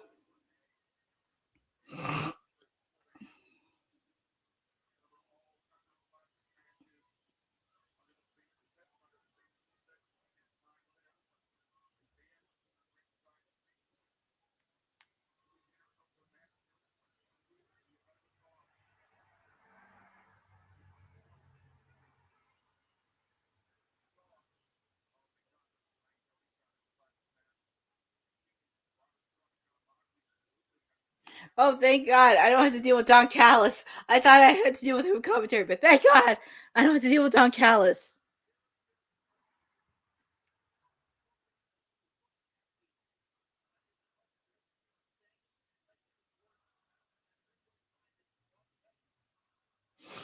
I was like, thank God I don't have to deal with Don Callis on commentary. Thank God. He needs to stay in the back. But here we go. We have our second Continental Classic match. We have Pac taking on Kyle Fletcher. I was going to say, because technically, if this is closing out Dynamite, because this is 20 minutes, I have a feeling. I'm trying to think. Because it is going to close, but I have a feeling the Diamond Dozen Battle Royal is going to close on Dynamite. It's gonna close out Dynamite and then segue right into Collision. Because if this match is 20 minutes, then you have to really think about, like, okay, what's the next match that's going to happen? Because, of course, we do have one more Continental Classic match. We have Máscara Dorada taking on Orange Cassidy. Jimmy Hayter taking on Isla Dawn. We have the AEW Tag Team titles on the line. But I think between Pac and Kyle Fletcher, that is going to be a banger. And feel free to put in the chat on who you guys got. Do you have Pac winning? Or do you have Kyle Fletcher just extending his league?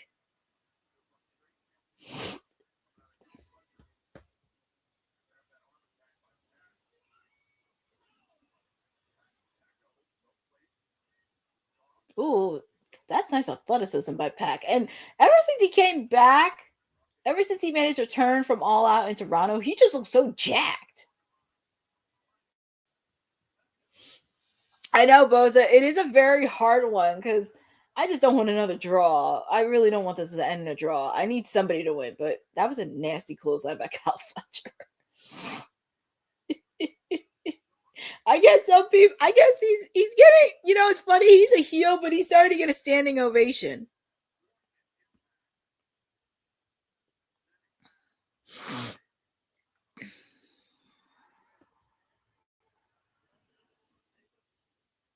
It's gonna be very interesting to see with Fletcher.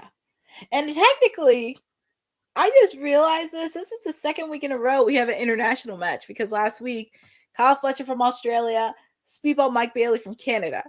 Kyle Fletcher from Australia, Pac from England.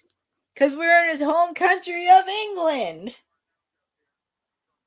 I just realized it.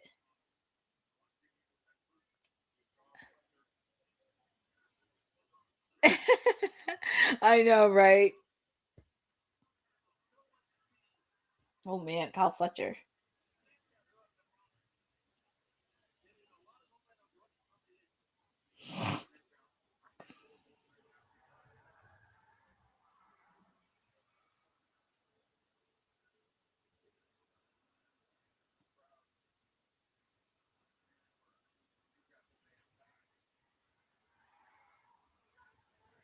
Oh man, nice super kick by Kyle Fletcher.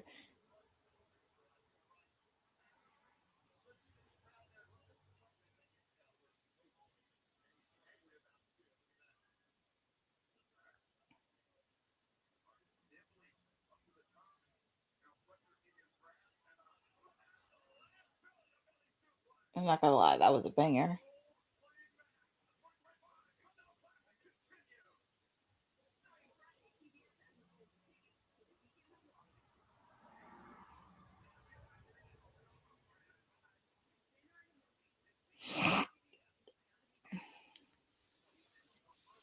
right, so it's going in picture, but the match is still going on.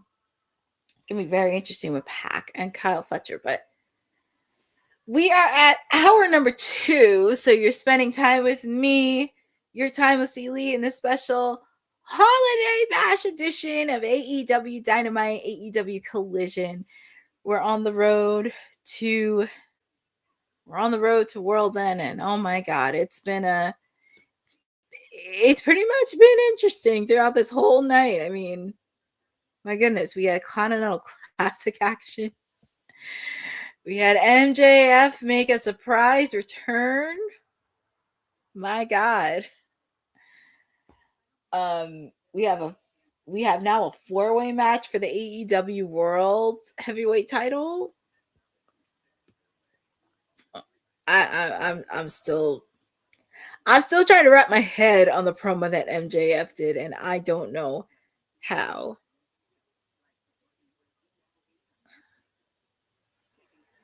And hi, Hassan, GameSpot, Lamp Terrell. Thank you for joining.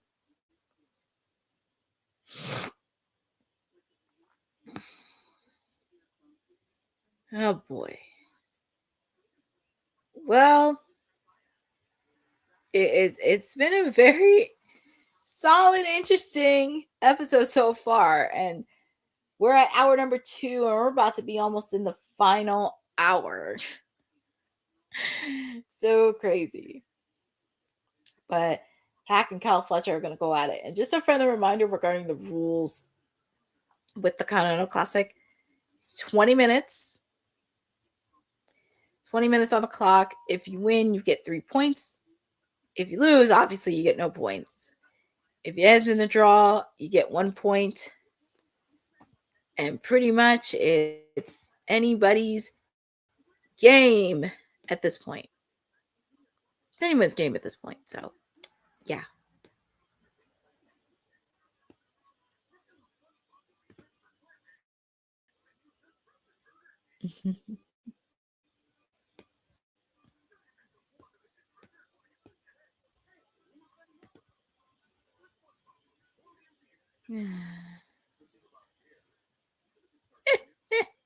No, I'm just checking on socials because I want to see everybody's reaction with MJF return. Oh my goodness.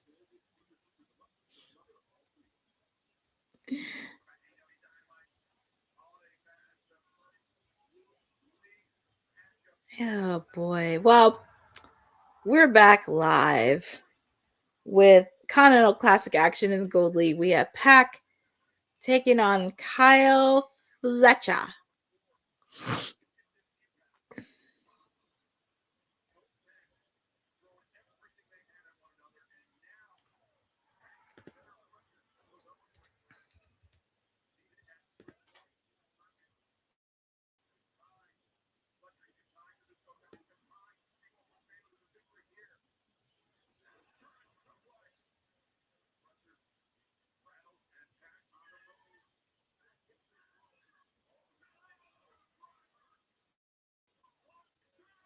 Quick kick out paid by Pac.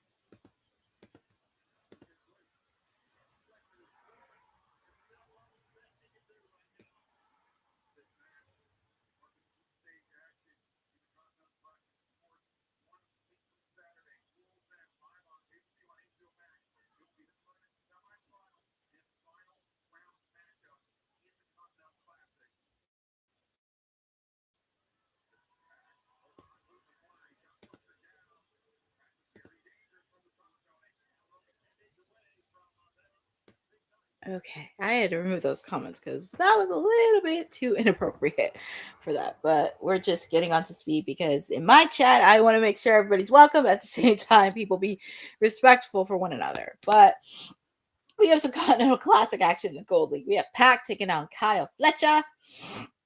It's gonna be very interesting how this is gonna go down to the wire, because we did see Claudio take on Takeshita.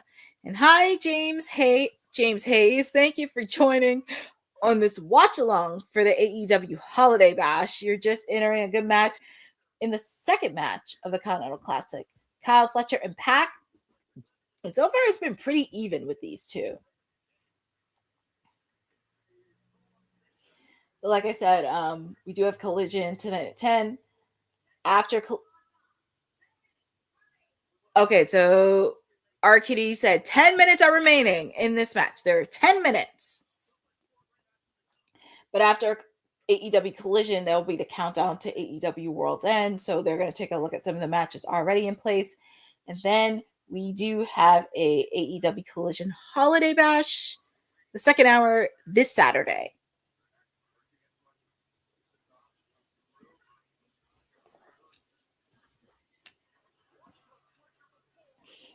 I'm not going to lie, that was a sick Poison Rana by Pac.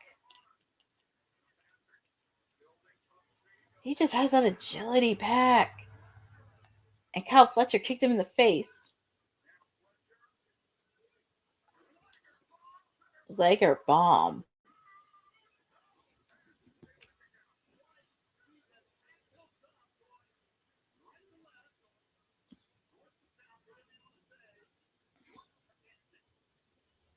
Exactly, Bose. It's kind of crazy. And I think because of the fact too, because Christmas is next week. Because I think when they did it last year, they did it while they had to do, I guess because it was already done. They did it on like last year, it was on Christmas Day, the episode. So it was kind of like, I guess they're trying to do it early because of Christmas. I don't know, but we shall see.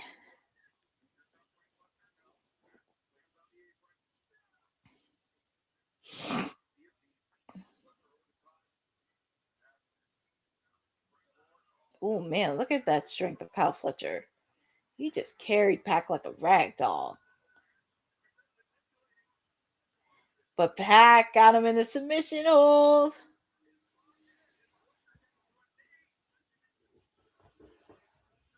But look at the strength of Kyle Fletcher.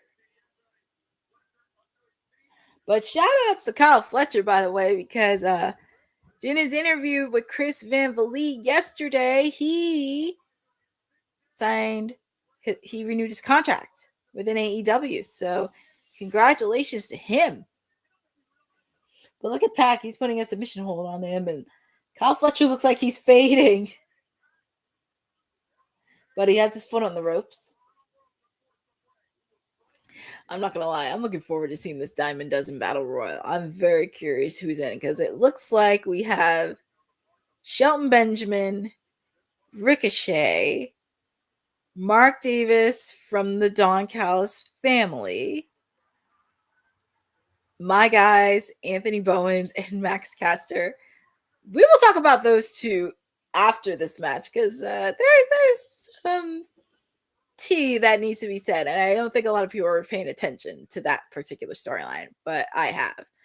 We will be talking about more of them after this match. Kyle Fletcher playing possum, knocked Pac off the top rope.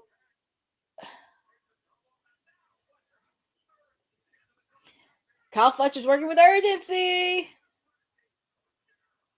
Oh my God, that has to be it. Quick kick out by Pac. He kicked out of the brain buster. But Kyle Fletcher, you can't get frustrated, sir.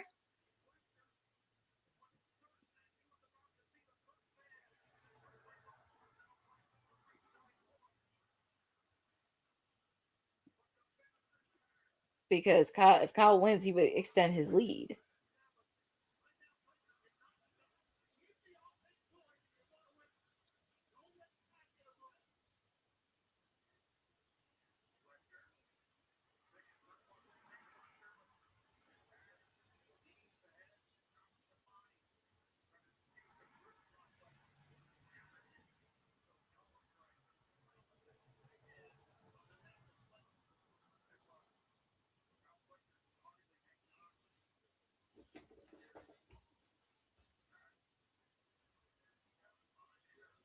What's Pac doing right here? Oh my god. That was a sick move that Pac did. I'm not gonna lie. That was a sick move. And everybody got the crowd on their feet. Is it? Oh my god. 3. Oh my god. Your winner for this is Pac. So now Pac has 6 points on the board.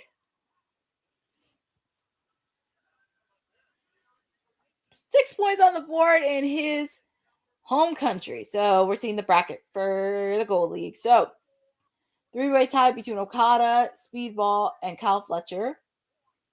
And also Pac, too. He got 6. Kevin Knight has 3 points. And obviously, of course, we know Jungle Jack Perry has 0 points. Yeah, so, up next, and this is an interesting way, we're closing out Dynamite, and I like that they're closing out and segueing into Collision. Because up next is the Diamond Dozen Battle Royal. But yeah, you're right, Boza. Gold League is still wide open at this point. But oh my goodness. We're almost done wrapping up hour number 2. And we're getting into hour number 3. Oh my.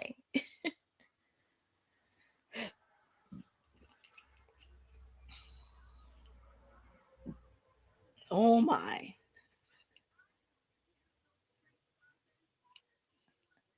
Bosa was like, Courtney was right. The Dynamite Battle Royal will likely do entrances. Yeah, I mean, you got to put that segue in. So you have to put that segue in. And I think that makes a lot more sense. And then obviously, of course, we do have one Continental Classic match. We have the AEW Tag Team titles. We have Jamie Hayter versus Isla Dawn. So, yeah.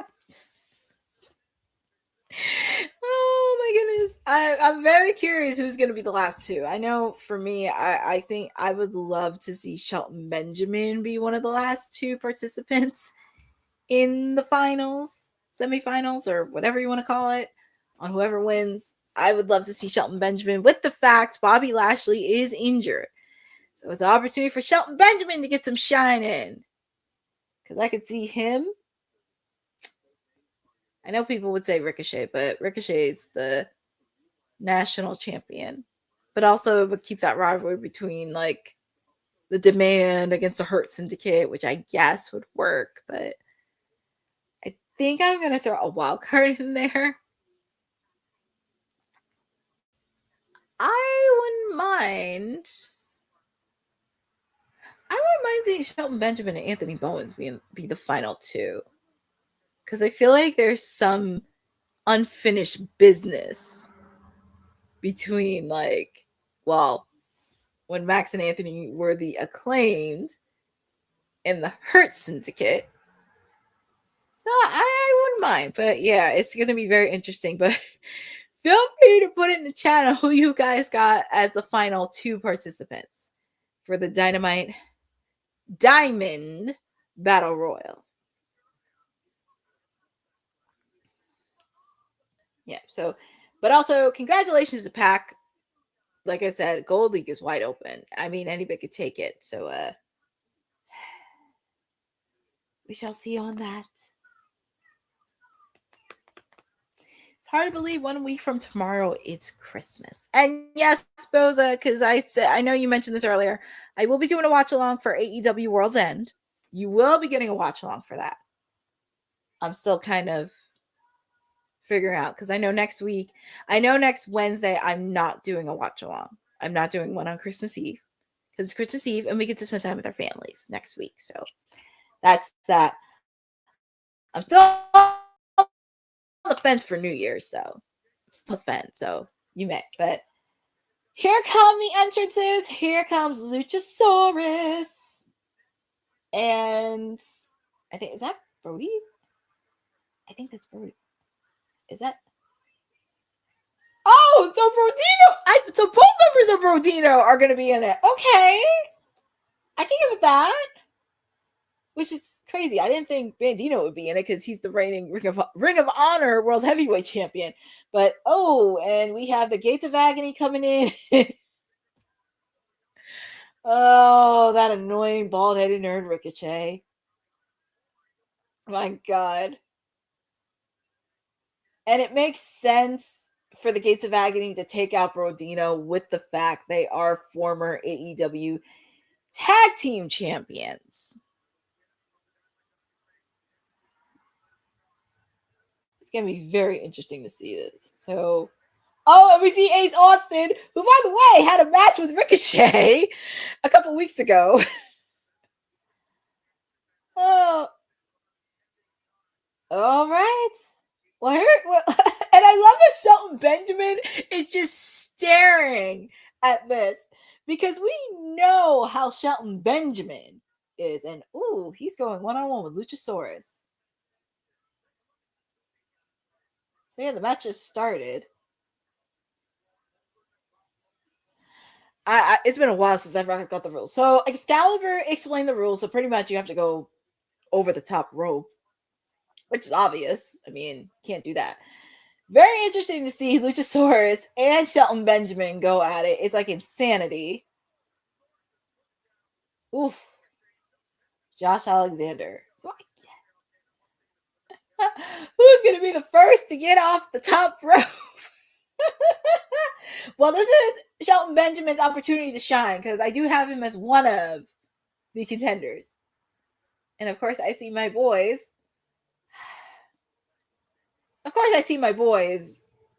Anthony Bowens and Max Caster. I will say this because I've been paying attention to a lot of this story. The two of them are just, well. Okay, so Luchasaurus. Oh, yeah, I know. Not all 12 are in the ring yet. Everybody's outside. So it looks like Scissor Me Timbers. Is this like a flashback in a way? Scissor Me Timbers? Could it be Scissor Me Timbers? I think we did have a flashback of Scissor Me Timbers. But I'm waiting until 2026. 2026. Honestly, that would be insanity.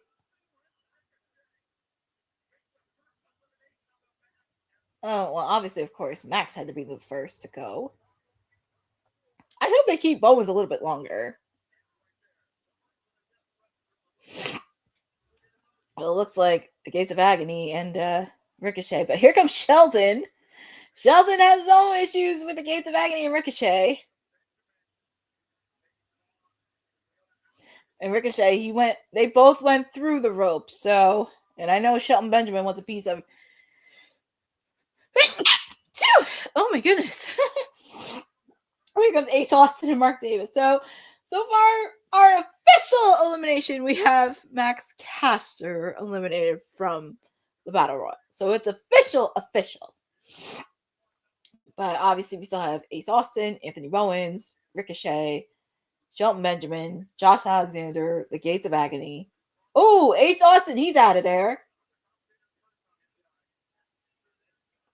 And we now know Luchasaurus is not eliminated. Luchasaurus is not eliminated.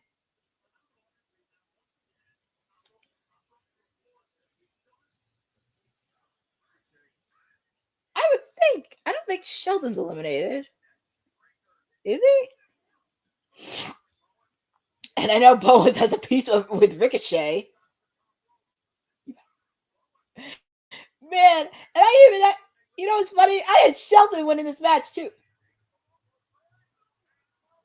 Oh, Anthony Bowens left.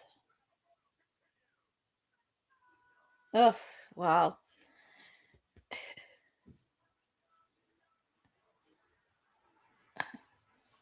I know, Boza. My boys got eliminated, and I believe Ace Austin got eliminated too. I think he got eliminated, and so did Ace Austin. And I want to say Shelton got eliminated, but I could be wrong. I think Shelton got eliminated because I don't see him around the ring. But yeah, Cast. So, thank you for joining with me. If you're joining with me, we are now in the final hour, and we now shifted away from Dynamite on to Collision. Yeah, I hope Excalibur resets because it's been very confusing because I saw the entrances, I saw people coming into the ring, and I know it's over the top rope, your feet hit the floor, you're eliminated, but it's like I know Caster's eliminated, I know Bowens is eliminated. I want to say Ace Austin is eliminated, and I think I saw Shelton eliminated because I don't see him around the ring. But yeah, it's going to be very interesting because we're going to find out who are the final two. Well, Shelton's not eliminated, so that's a good thing. I see Shelton outside the ring. Take it out, Ricochet. So he's still in because I think he had one foot touching. But I do have Shelton Benjamin as one of the final two participants to meet.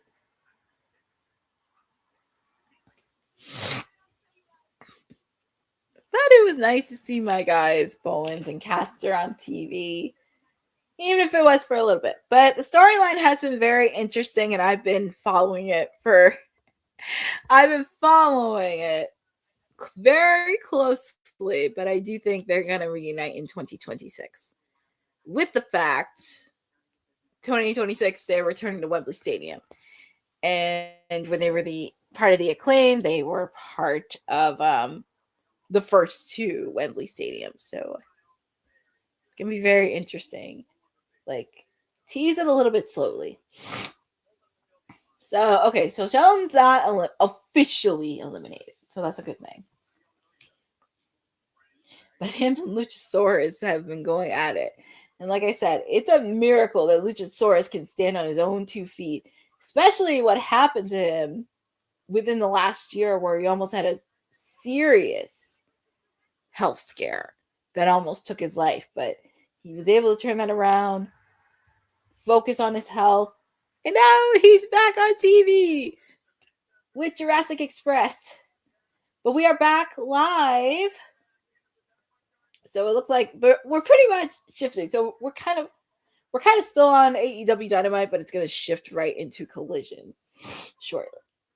Yeah, I think after this match, they're going to shift right to the banners for Collision. But we do have the Dynamite Diamond Battle Royal. And next week, we're going to have the final 2 participants meeting on Dynamite in 31st Street on Christmas Eve.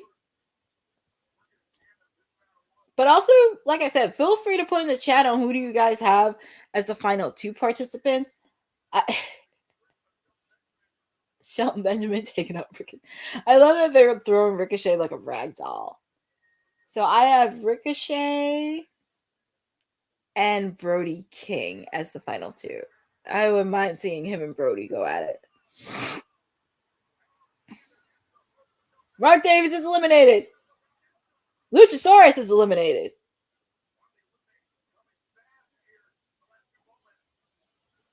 But yeah, we still have Max Caster, Anthony Bowens, Ace Austin, Luchasaurus, Mark Davis are eliminated.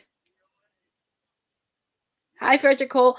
Fletcher Cole, I will not be doing a watch along next week because it is Christmas Eve.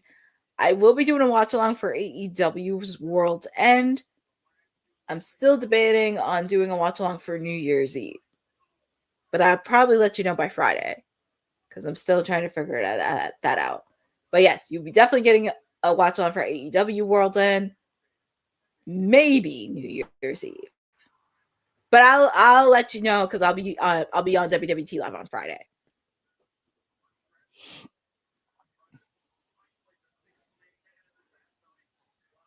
But feel free to put in the chat on who do you have as the last 2 participants.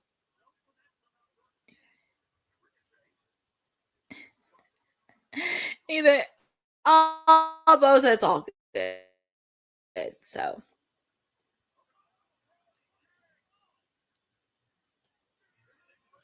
look at Brody. Brody's just putting on a clinic.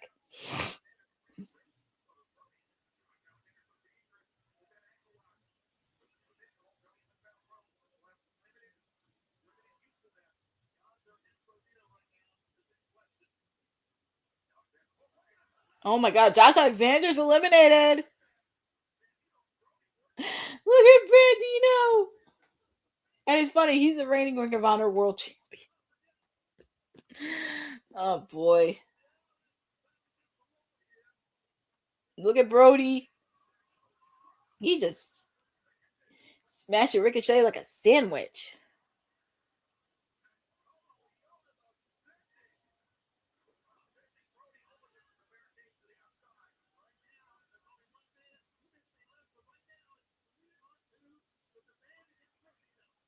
Okay, so now we know it's a final four. Demand, Brodino.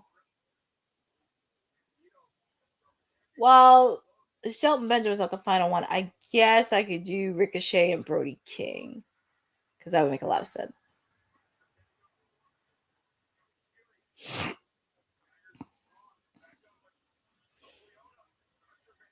Look at Bandito, poor guy. Bye-bye. Oh, double elimination to Brody King and Tayo Leona. So, Bandito, you're on your own, kid. I guess Brody's out.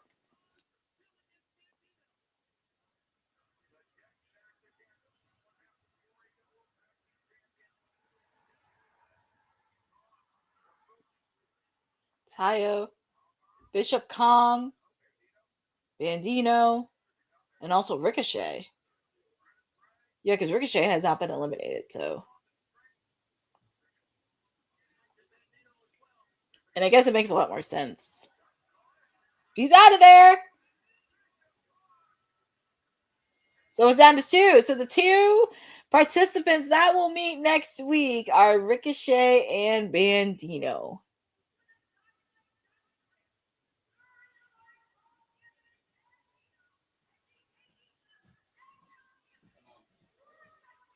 Oh my god, this is going to be insanity. Well, now we know our first match for next week on Christmas Eve. It'll be Bandino taking on Ricochet. It's going to be very interesting. So yeah, it's right there, the finals for the Dynamite Diamond Ring. Yes, on that note, Bozo, welcome to Collision. We are now shifting into Collision right now.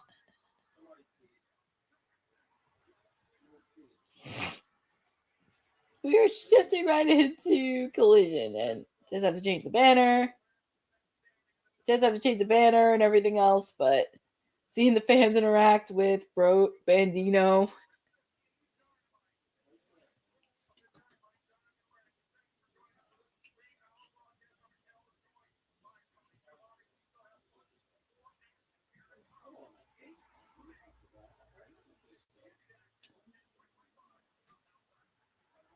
So it looks like, oh, we're going to hear from Jon Moxley because he got a victory earlier tonight.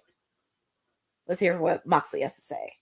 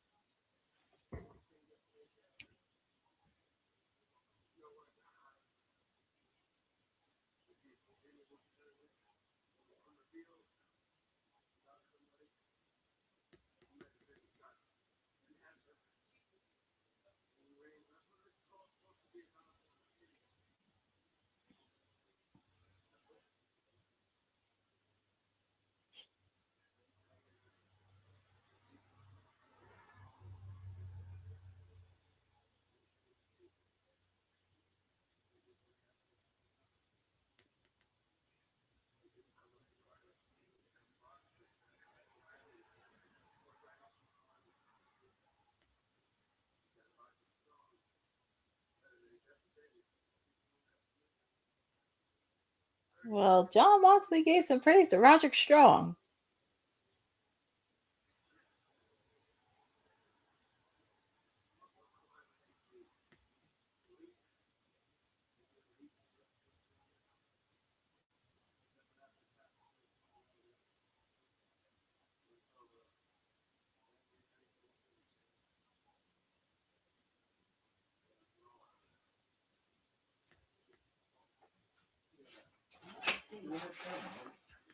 I was gonna.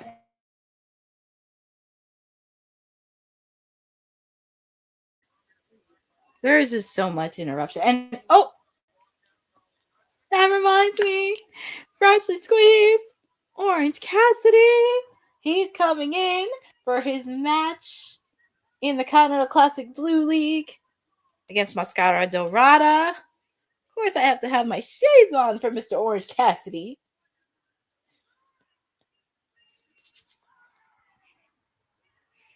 I always like to put on my shades whenever he comes out. So, yes. And obviously, of course, Nigel McGuinness. I mean, I would think Nigel would be doing it in the UK. Look, a little kid's dressed up as Orange Cassidy. And my guy Orange Cassidy has 3 points, by the way. So, yeah. But he has a tough task because his opponent's no joke, Máscara Dorada, because he's put on some banger of a matches.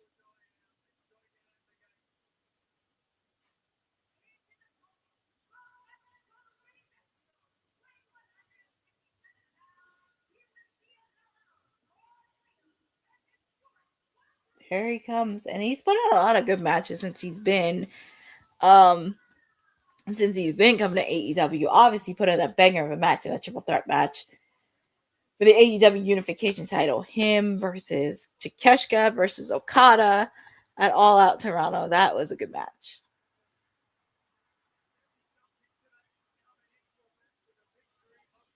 I know, it's crazy. He's got to go from here to CMLL. It's just, he's putting on a banger of a matches.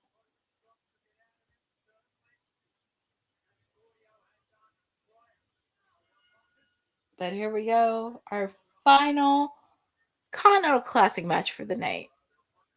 Freshly squeezed. My freshly squeezed Orange Cassidy. I should say my main squeeze. But Orange Cassidy taking on Máscara. I'm laughing at the way he shook Máscara Dorada's hand. But here we go. It's going to be a good match. But feel free to put in the chat on who you guys got. I mean, you obviously don't go for Orange Cassidy. I mean, that's like a given in a way. But here we go. Headlock by Orange Cassidy. And we are in the final hour of our show, of our watch along, which is kind of crazy. Spending 3 hours with you guys, which it's always hard to do when you're at 3 hours or 4 hours because you have to keep that energy level going. But I do have a little pep in my step, obviously, because I have some of it. It's crazy because some of my favorite people are on this final hour. I mean, of course, I saw my lady, Toni Storm, in Dynamite. I got to see Caster and Bowens, seeing Orange Cassidy, and I get to see my lady, Jamie Hayter, in action. Oh, my. But this is going to be a fun match. But just a reminder, 20-minute time limit. Whoever wins gets 3 points. If you don't win, you lose points. And if it's a draw, you get 1 point. But feel free to put in the chat on who you guys got in this match, because this is going to be a fun match between Máscara Dorada and Orange Cassidy. Quick kick out made.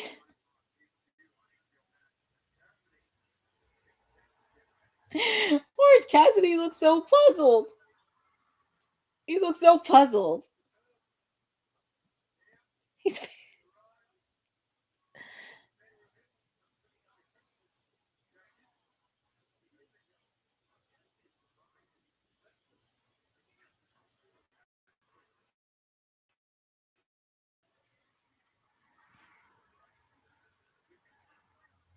Woo, that's a nice move by Orange Cassidy. He got some few tricks up his sleeves.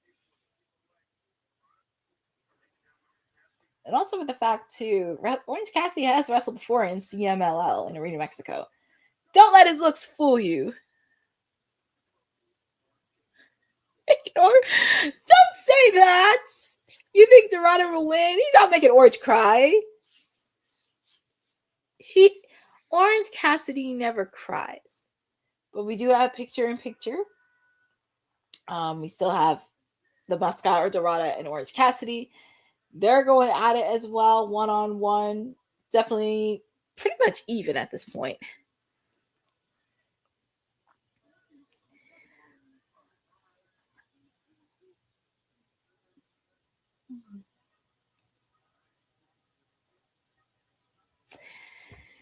And it's almost crazy because, like I said, I'm almost there. I'm trying not to yawn on my watch along because I want to wake up a little bit. I want to wake up.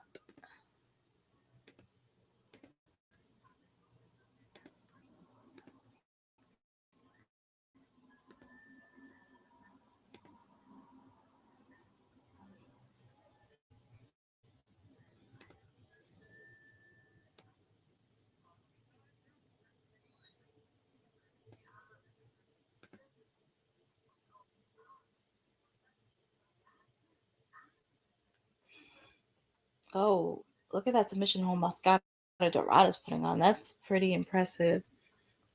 I will say. I'm not gonna lie. That's pretty impressive.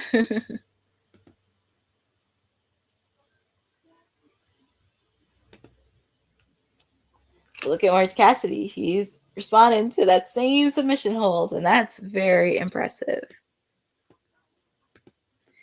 I think this match is going to be pretty thin. I just don't want this to end in a draw. It's very hard because both of them are very superior in their own right.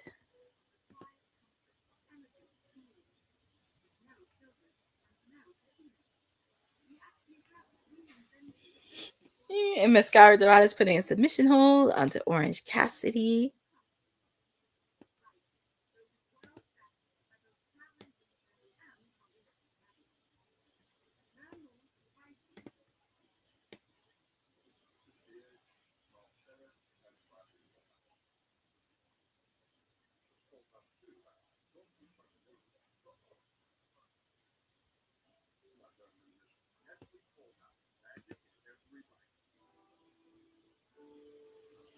I always love when they show the holiday commercials. It's just so fun to watch.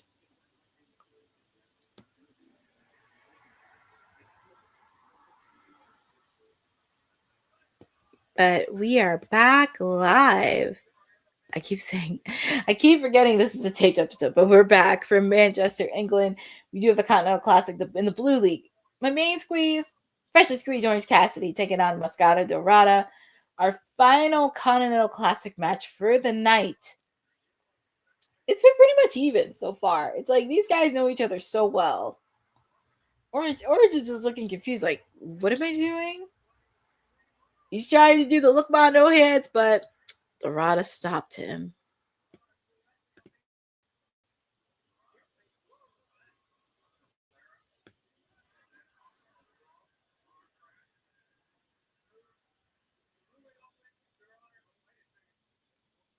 Look at Orange. He's trying to do his slaps in the face. Oh my goodness. Look at that. Look at Orange. I know that's very hard to do. I couldn't imagine doing it like on the top ropes, doing those moves. Look, my no hands. Whoop! I'm just here, so I don't do it. Look, my no hands. I got my hands in my pocket. I get to do what I want with my hands in my pocket.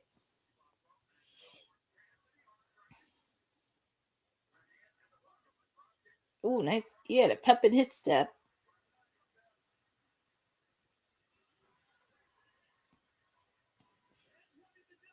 The crowd is on their feet.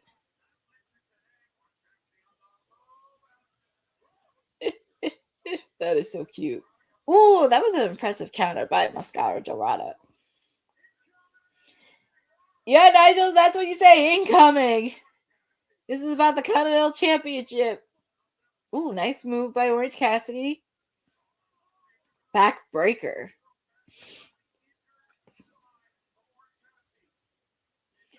And also because you got to be aware of that back injury he had a couple weeks ago. Well, I would say from last week when he faced off against Roderick Strong.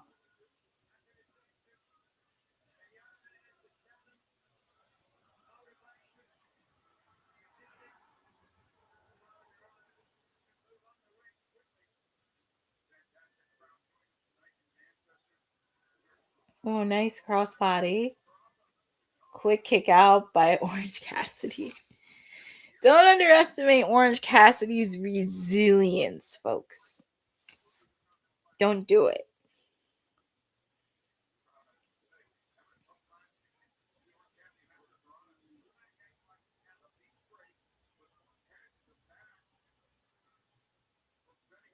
Oh, yeah, that was a power slam right there. So, obviously, of course, in the blue leagues, we know who's leading between Takeshita and Claudio with 7 points. John Moxley, we know earlier, has 6. Orange Cassidy, Máscara, Dorada have 3 points. And obviously, Roddy doesn't have any points yet, but hopefully, yeah, he doesn't have any points yet.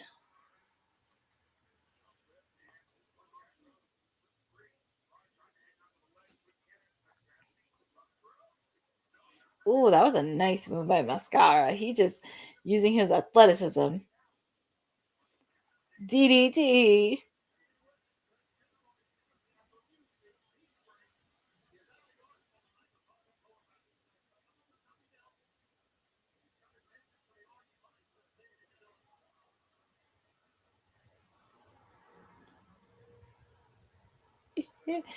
He's throwing off his armpad. And you know what that is? Because he is mad. Because you don't want him to lose his cool. Because he can get very pissed off in the ring. That's one of the things I love about Orange Cassidy. And you can fight me for it. Because, and this is not me being biased, but I think overall, if you had to rank for the International Championship, I had to say he had the best one. Ooh, nice move.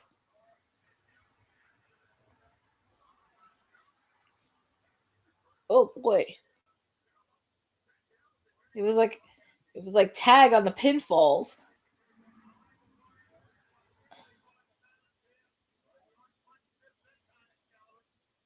Ooh, nice counter by Orange Cassidy. that I'm not gonna lie, that was pretty impressive. Oh, going after that arm.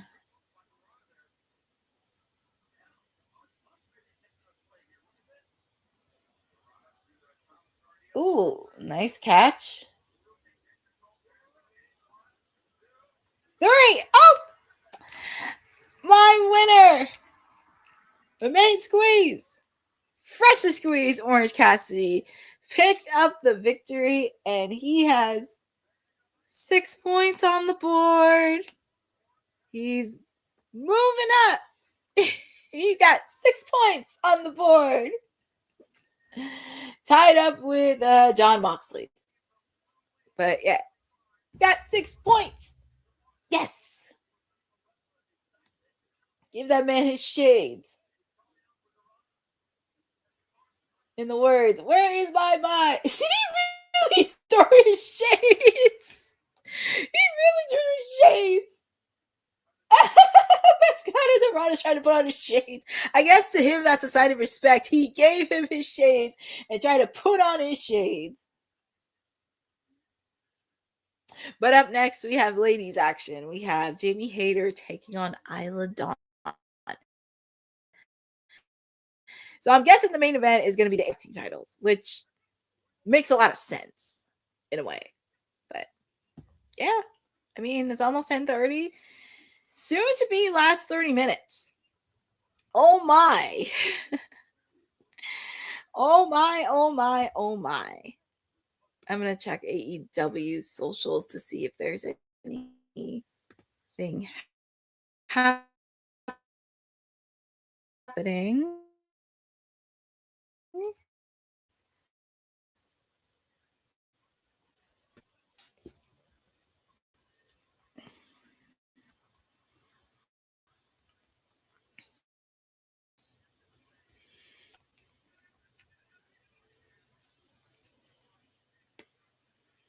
Just checking to see if anything that I missed.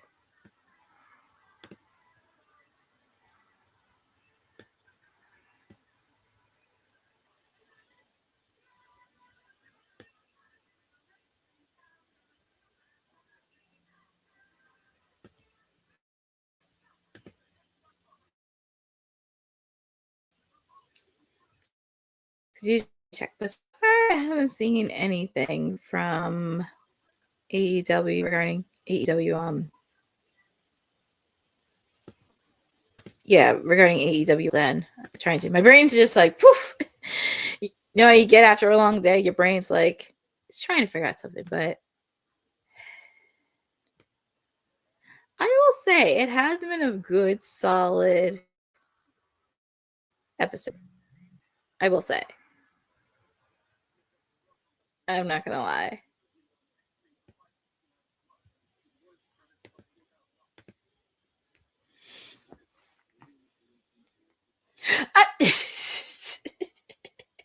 Alicia.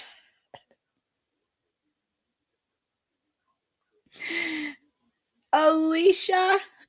Oh my God, Alicia. Oh, the poor thing.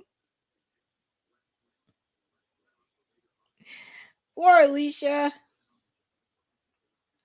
Well, she's married to him anyway, so she's stuck with him. They picked each other, so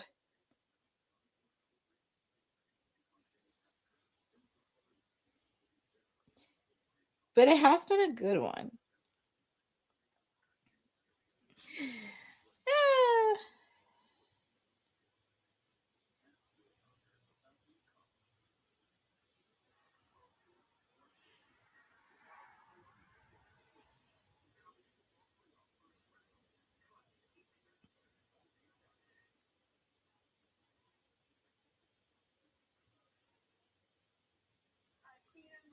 Okay, so we see Lexi Nair with Athena and Mercedes Moné.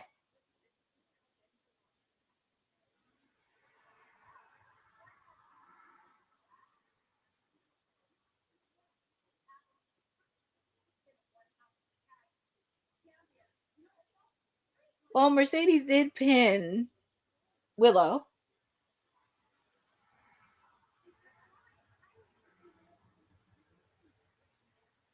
They're going to have a match with each other, Athena and Mercedes. It's just a matter of time on when that's going to come to blows.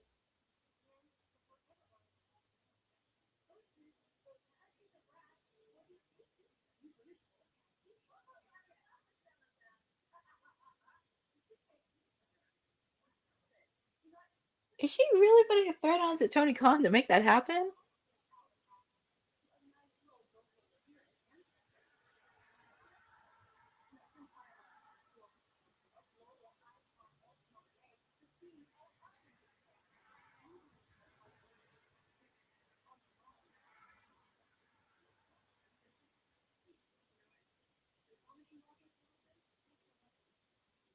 Well, it looks like Athena doesn't seem too pleased, but it looks like Mercedes is really putting the Rev Pro Championship on the line this weekend.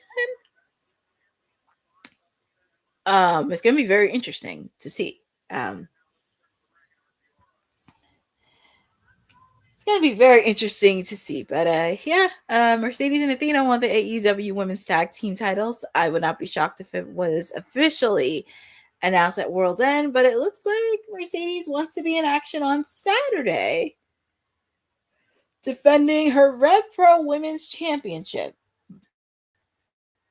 It's going to be very interesting. I'm very curious on who's going to be the one to take the charge.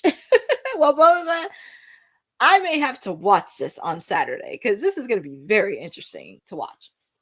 And a lot of my favorite people, another person of my favorite people, Jamie Hayter, in her home country of England, taking on Isla Dawn. And right before her big match against Chris Statlander for the AEW Women's title.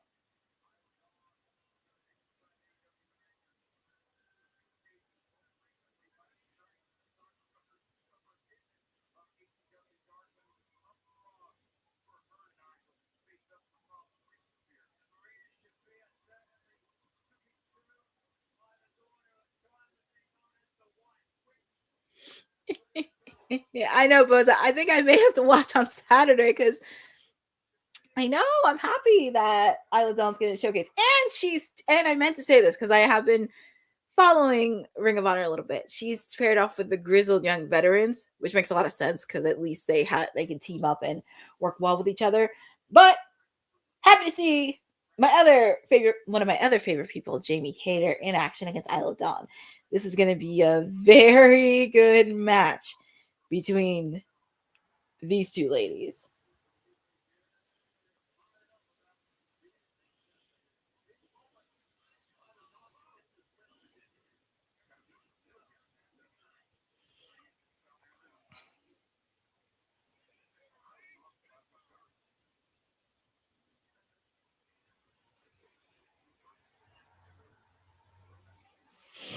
Ooh, nice kick by Jamie Hayter.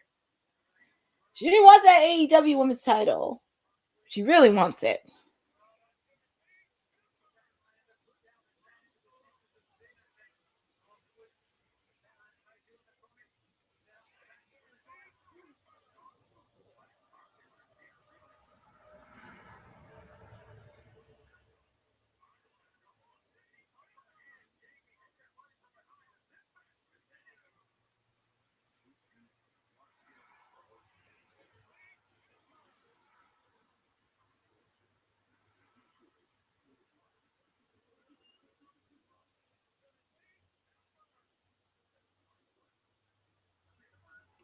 Sorry, I had to really.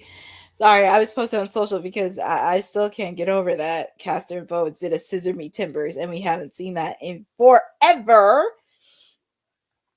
Oh my god, I'm still. I'm very curious on who's going to be her. I need. Boza, I need to watch Collision on Saturday because I need to know who's going to be her opponent.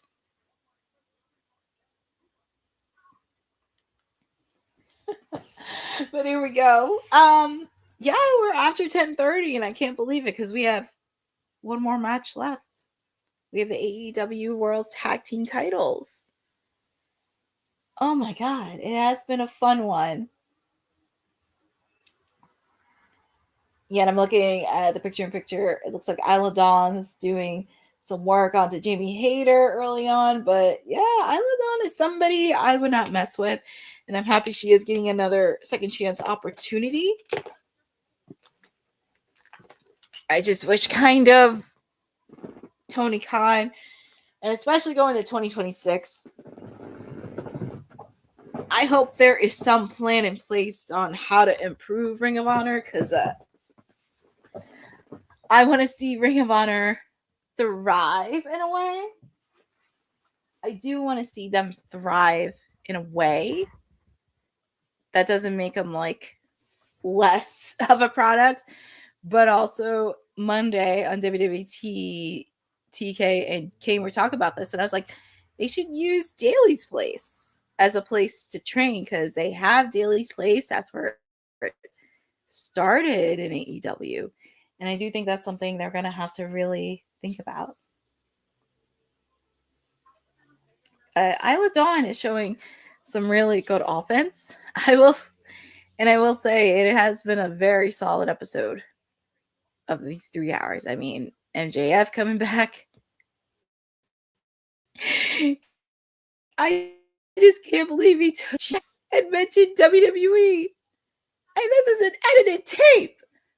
I don't know how we got away with that. But I'm like, my God. That, like, oof, my goodness.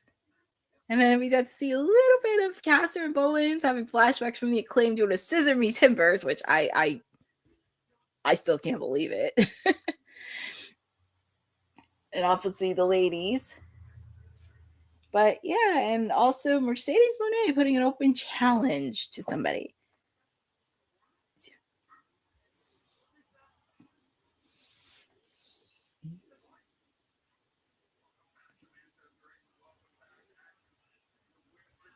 But we are back. I was going to say live, but we're back with AEW Collision Holiday Bash. We are in the final minutes. Jamie Hayter, Isla Dawn, these two ladies are just going at it. These two British brutes. Yeah, I said brutes going at it. But these two are going at it. Also, make sure to check out Denise's interview with Jamie Hayter, because I thought that was a cool interview to do.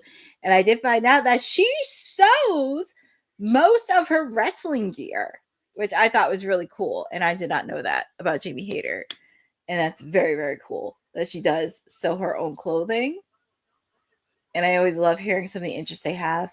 So, outside of Denise, I think there's a few people. Oh, and it is official. At World's End, we're going to have the AEW Women's World Tag Team Championships, the Babes of Wrath, in their first title defense against Mercedes Moné and Athena. And it looks like Mercedes Moné is doing a Rev Pro Open Challenge on Collision's Holiday Bash this Saturday.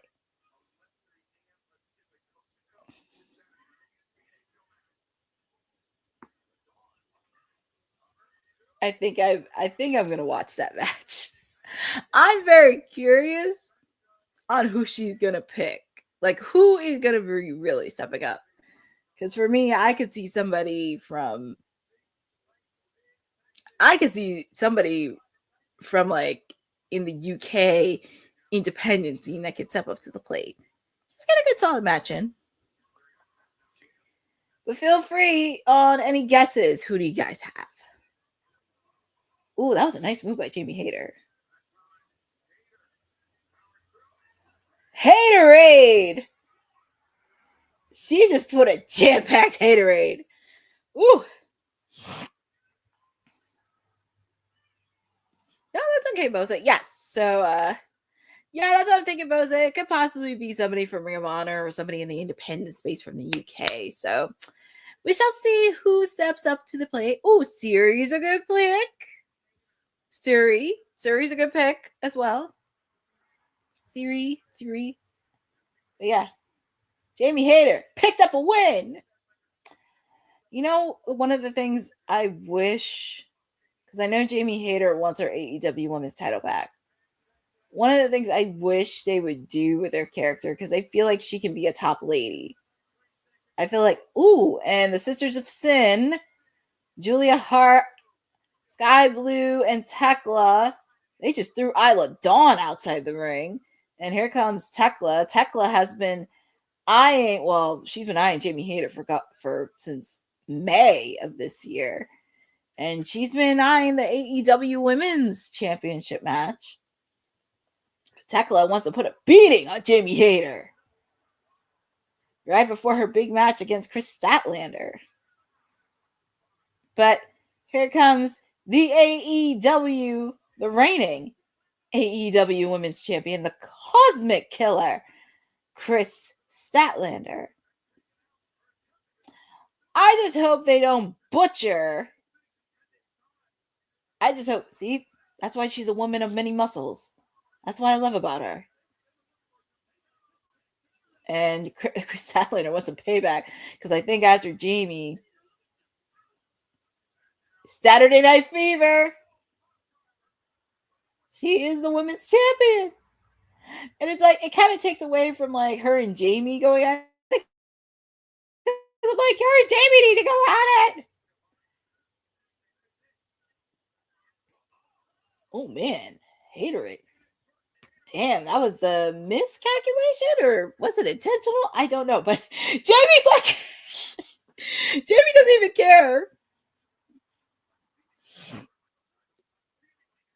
Yeah, that was the only time Jamie Hayter held the gold, Boza. But Jamie Hayter was the AEW Women's title. And I think it would be great too. I really want a storyline between these two ladies. And the thing about it is with man, Jamie's like, hey, I want that belt. She made it very clear. Oh boy, it's definitely going to be a good match. I just hope they don't botch Chris Statlander's reign the same way they did. The same way they did when she was TBS champion. Because honestly, if I was in that creative space, I would totally lean in. Because when you remember when she first started, she started as an alien. And now she's leaning into the Cosmic Killer, because I would so lean into that character. And I would probably think of like any sci-fi shows or sci-fi movies that are related to like the alien and cosmic universe, probably related to like Star Trek.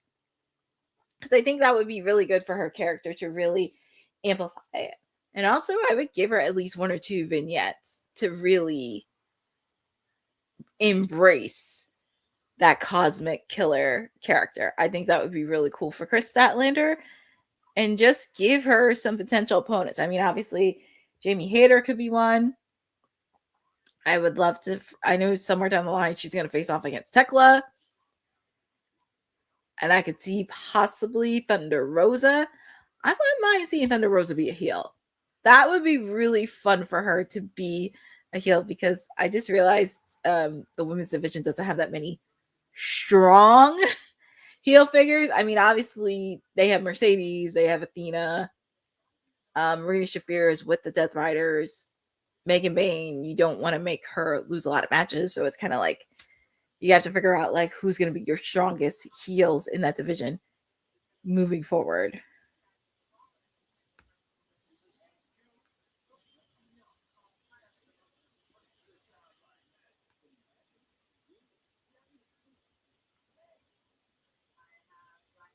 So, but that's the thing I would do if I was in that creative room with Chris Statlander.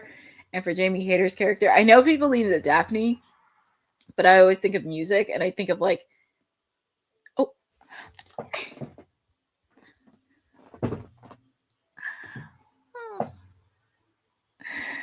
oh. So it's one of those things.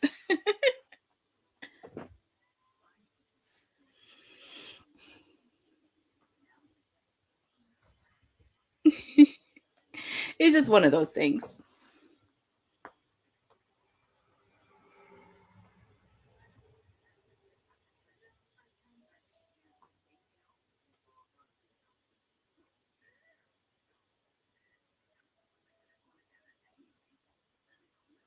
So, but we do have our main event.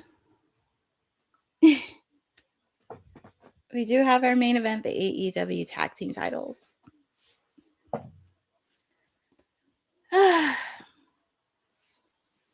So we do have our main event, but I'm going to take a quick break. So make sure to get your beverages, get everything else, and yeah, get ready to go.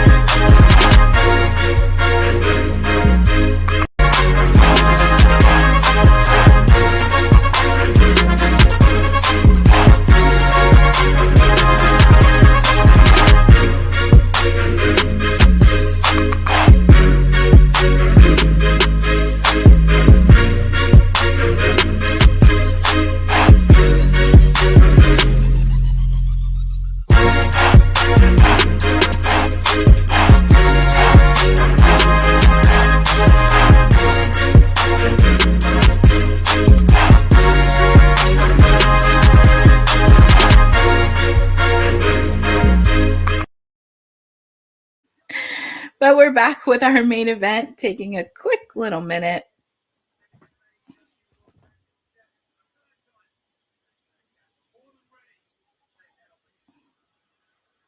So we have our main event for the AEW World Tag Team titles.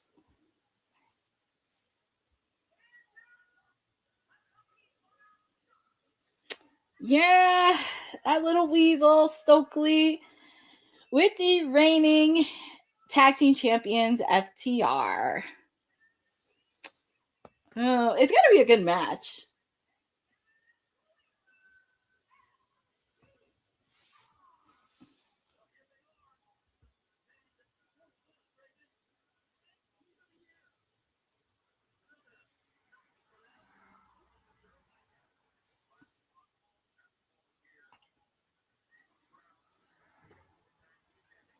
So here we go.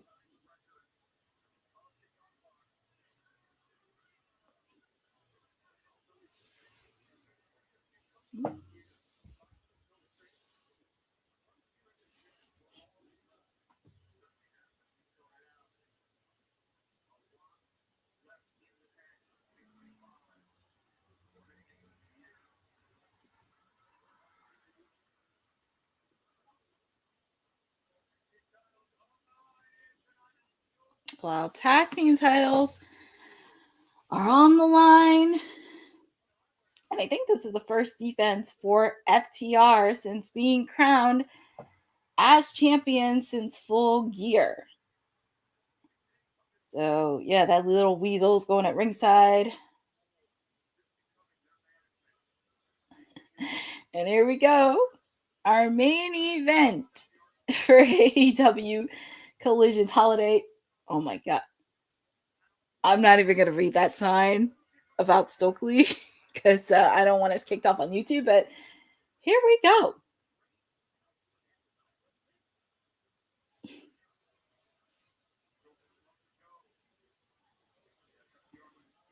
Well, Austin Gunn and Cash are going to start off.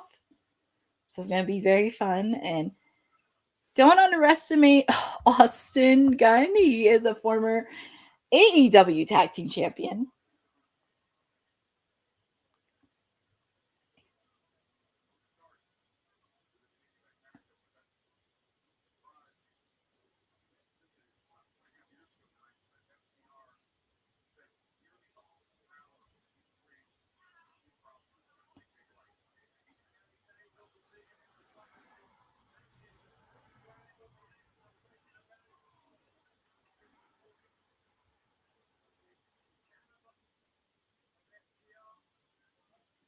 Well, here we go.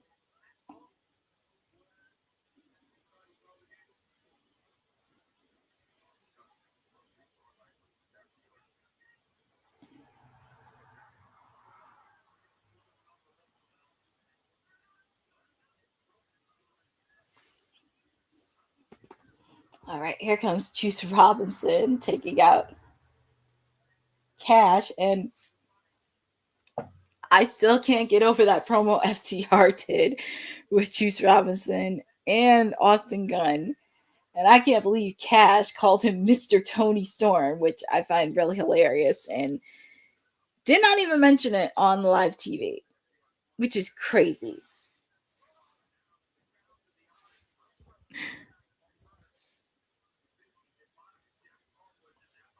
Tag is made to Dax.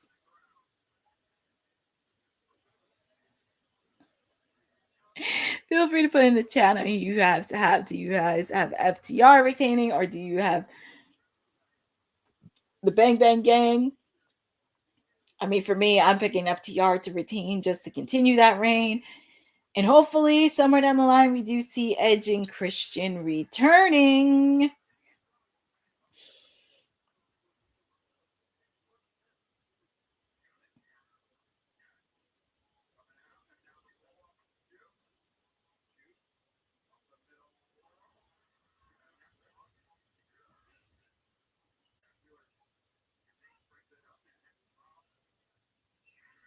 Oh, nice. Juice Robinson taking out Cash. Oh, we have that little weasel coming in. Have that little weasel. Oh boy, that's gonna be a deciding factor. That little, but he makes a lot of sense with FTR in a way. But here comes Austin, but out his tag team partner.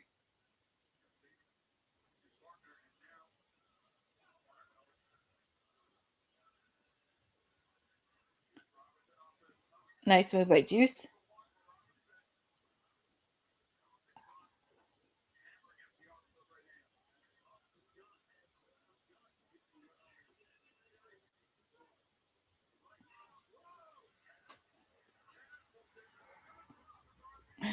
Well, both Cash and Dax are outside the ring, and the Bang Bang Gang looks like they're getting momentum a little bit, but we're on our picture-in-picture for our main event for the AEW World Tag Team titles. The Bang Bang Gang taking on FTR.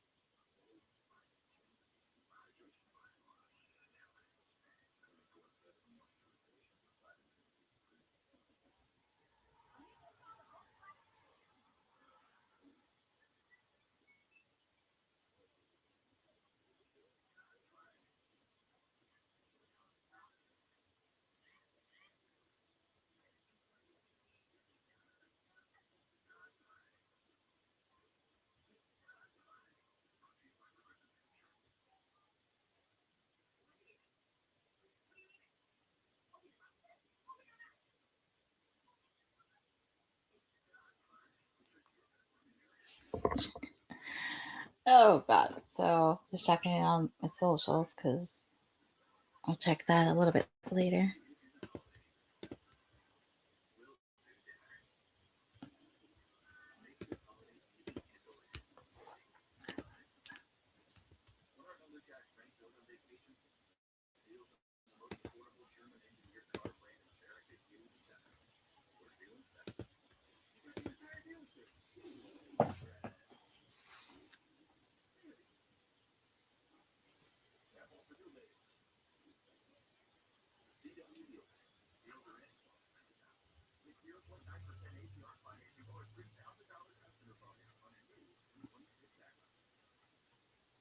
So it looks like Dax is trying to get the upper hand on Austin, but Austin, and Dax has a submission hold onto Austin Gunn. But just a friendly reminder, this is our main event in the tag team division for the AEW World Tag Team titles. FTR taking on the Bang Bang Gang. And we are back into Manchester, England for our main event for our holiday bash.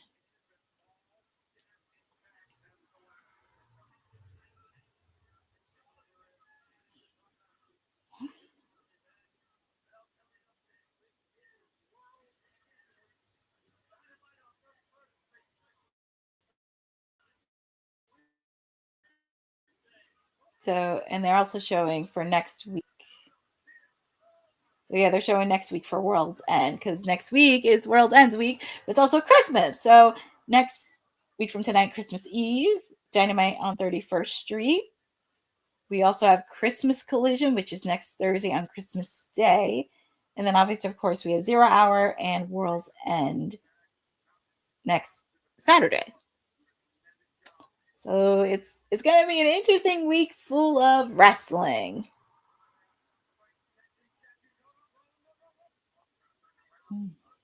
Oh my goodness. Austin has Dax running around.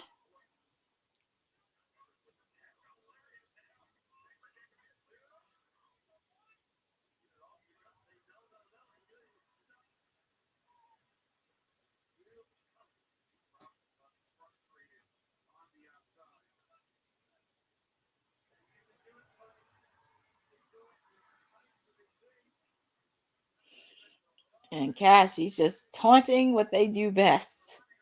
They're just taunting the fans. Oh, nice counter by Austin Gunn.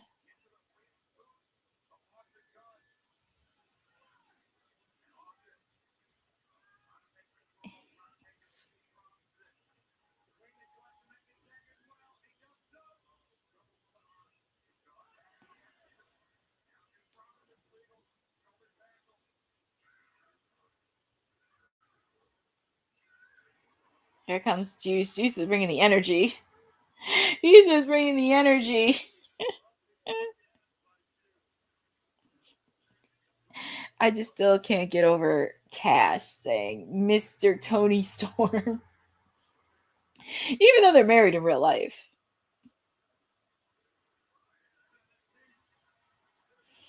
The fans on their feet for Juice Robinson.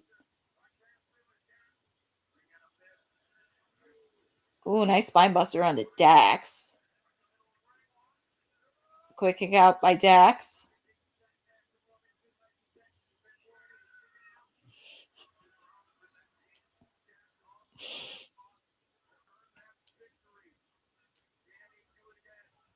Well, we shall see. But Cash came in.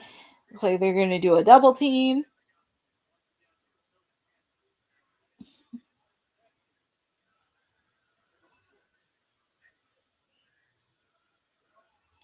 Ooh, nice move by Austin. Quick kick out, mate. That was a close roll up right there. Nice kick made by Juice. Oh, and look at that little weasel trying to interfere. Get that weasel out of there. Uh-oh, he was not going to do that. He was going to throw that powder. Bye-bye. Quick kick out by Dax.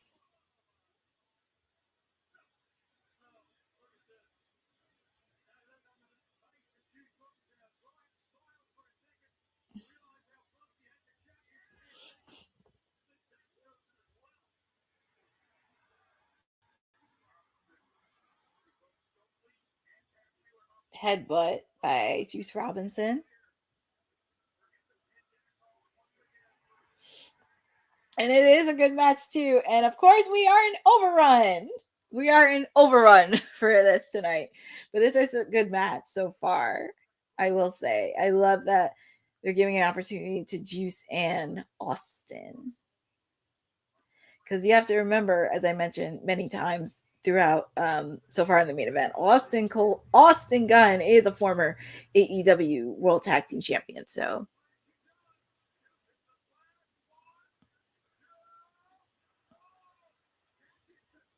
yeah, the time we do. Yep, it is. It would be more shocking, but yeah, surprise, surprise. We're going into overtime. Quick kick out by Dax. Oh my goodness. They're really putting up a fight.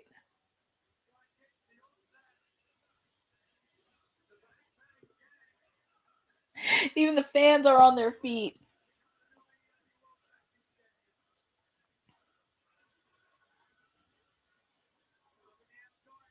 Comes Austin. Ooh, he got thrown right into the timekeeper's table.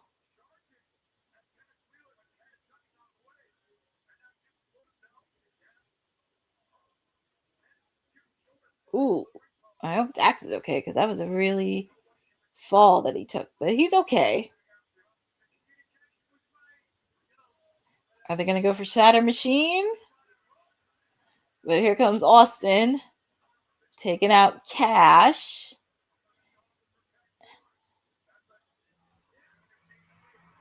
Nope. Oh, nice punch. Finisher? It has to be it. 1, 2. Quick save by Cash, but Dax put his foot on the ropes. That was 2. No, wait a minute. Juice and Austin think they're the tag team champions, but no. Dax had his foot on the ropes. The match hasn't been official yet. So, oh Lord. I guess the fans are having it. Oh God. Are we getting another botch move from NXT last night? Oh boy. Ugh, taking on a leg.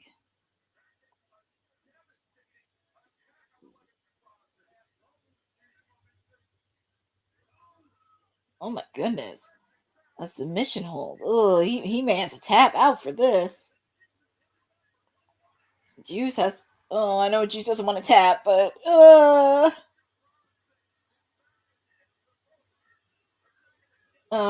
he really has to tap out for this. Oh, and of his knee. But it was a good match, but your winners and still AEW Tag Team Champions is FTR. I know that was a hard one because last night we had that happen on NXT and we have this happen tonight during the main event. Okay, so we have Eddie Kingston taking on Nathan Cruz this weekend. Obviously, we know Mercedes Moné is having a Rev Pro Women's Championship Open Challenge, and we do have a few matches for the Continental Classic.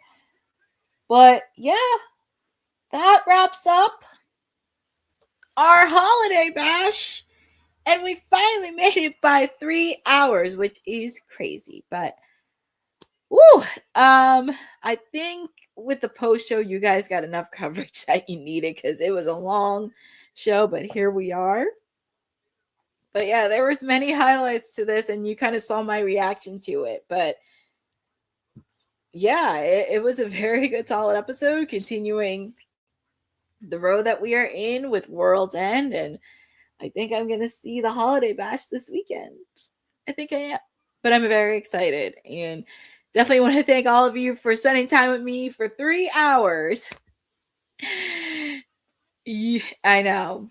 I know both. There's always Friday because 3 hours is a lot. If it was 2 hours, I would do a quick post show, but it's getting a little late and definitely want to catch up on my beauty sleep. And feel free to watch the countdown to World's End because that's happening now and it's highlighting some of the biggest storylines that are happening leading to World's End. Obviously, the Continental Classic, obviously the AEW World Heavyweight title, the AEW Women's title. So we have a few matches in place, but do want to thank everybody for joining on with me. Shout out to our producer from the future, Dylan, popping in, Jeff Mitterling, Boza.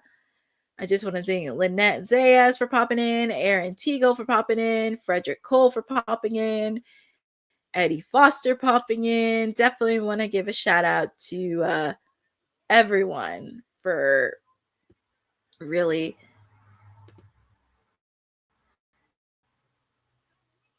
but definitely want to James Hayes for popping in. I do want to thank everybody for really popping in tonight and spending some time with me on this holiday bash to get you in the holiday spirit. And thank you to everybody else. You know where you can find me. Obviously, you know, Wednesdays, Timeless Elites Wednesdays, emphasis on the Elite Wednesdays. I will be back on WWT Live on Friday because it's our final show before we get out of here for winter break. You will be getting a watch along for AEW World's End since it's the final one of 2025. And then, of course, no watch along next week because next week is Christmas Eve. So we are definitely getting a week off there. kind of going back and forth regarding New Year's Eve. So I'm kind of going back and forth, but I'll let people know by Friday on what happens. But feel free to do that. Feel free to check out my interview with Gail Kim that I did, and also all the other interviews that we have on our YouTube channel. It is so fun, and happy to spend it with all of you. Make sure to check out all the other co-hosts on their socials. Also, my other siblings with the Kayfabe podcast, because I think they're having one tomorrow. So you get the rundown on everything from Raw, SmackDown, NXT, anywhere else in the wrestling world.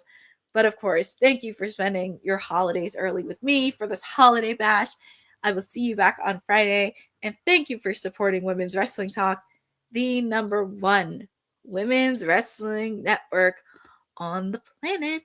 Thanks for joining WWT. Don't forget to like us on all social media platforms at WW Talk Pod. Like and subscribe on all video and audio platforms, like yesterday, my G. And check out our website at www.talkpod.com. Thanks for watching Women's Wrestling Talk, the #1 women's wrestling network on the planet.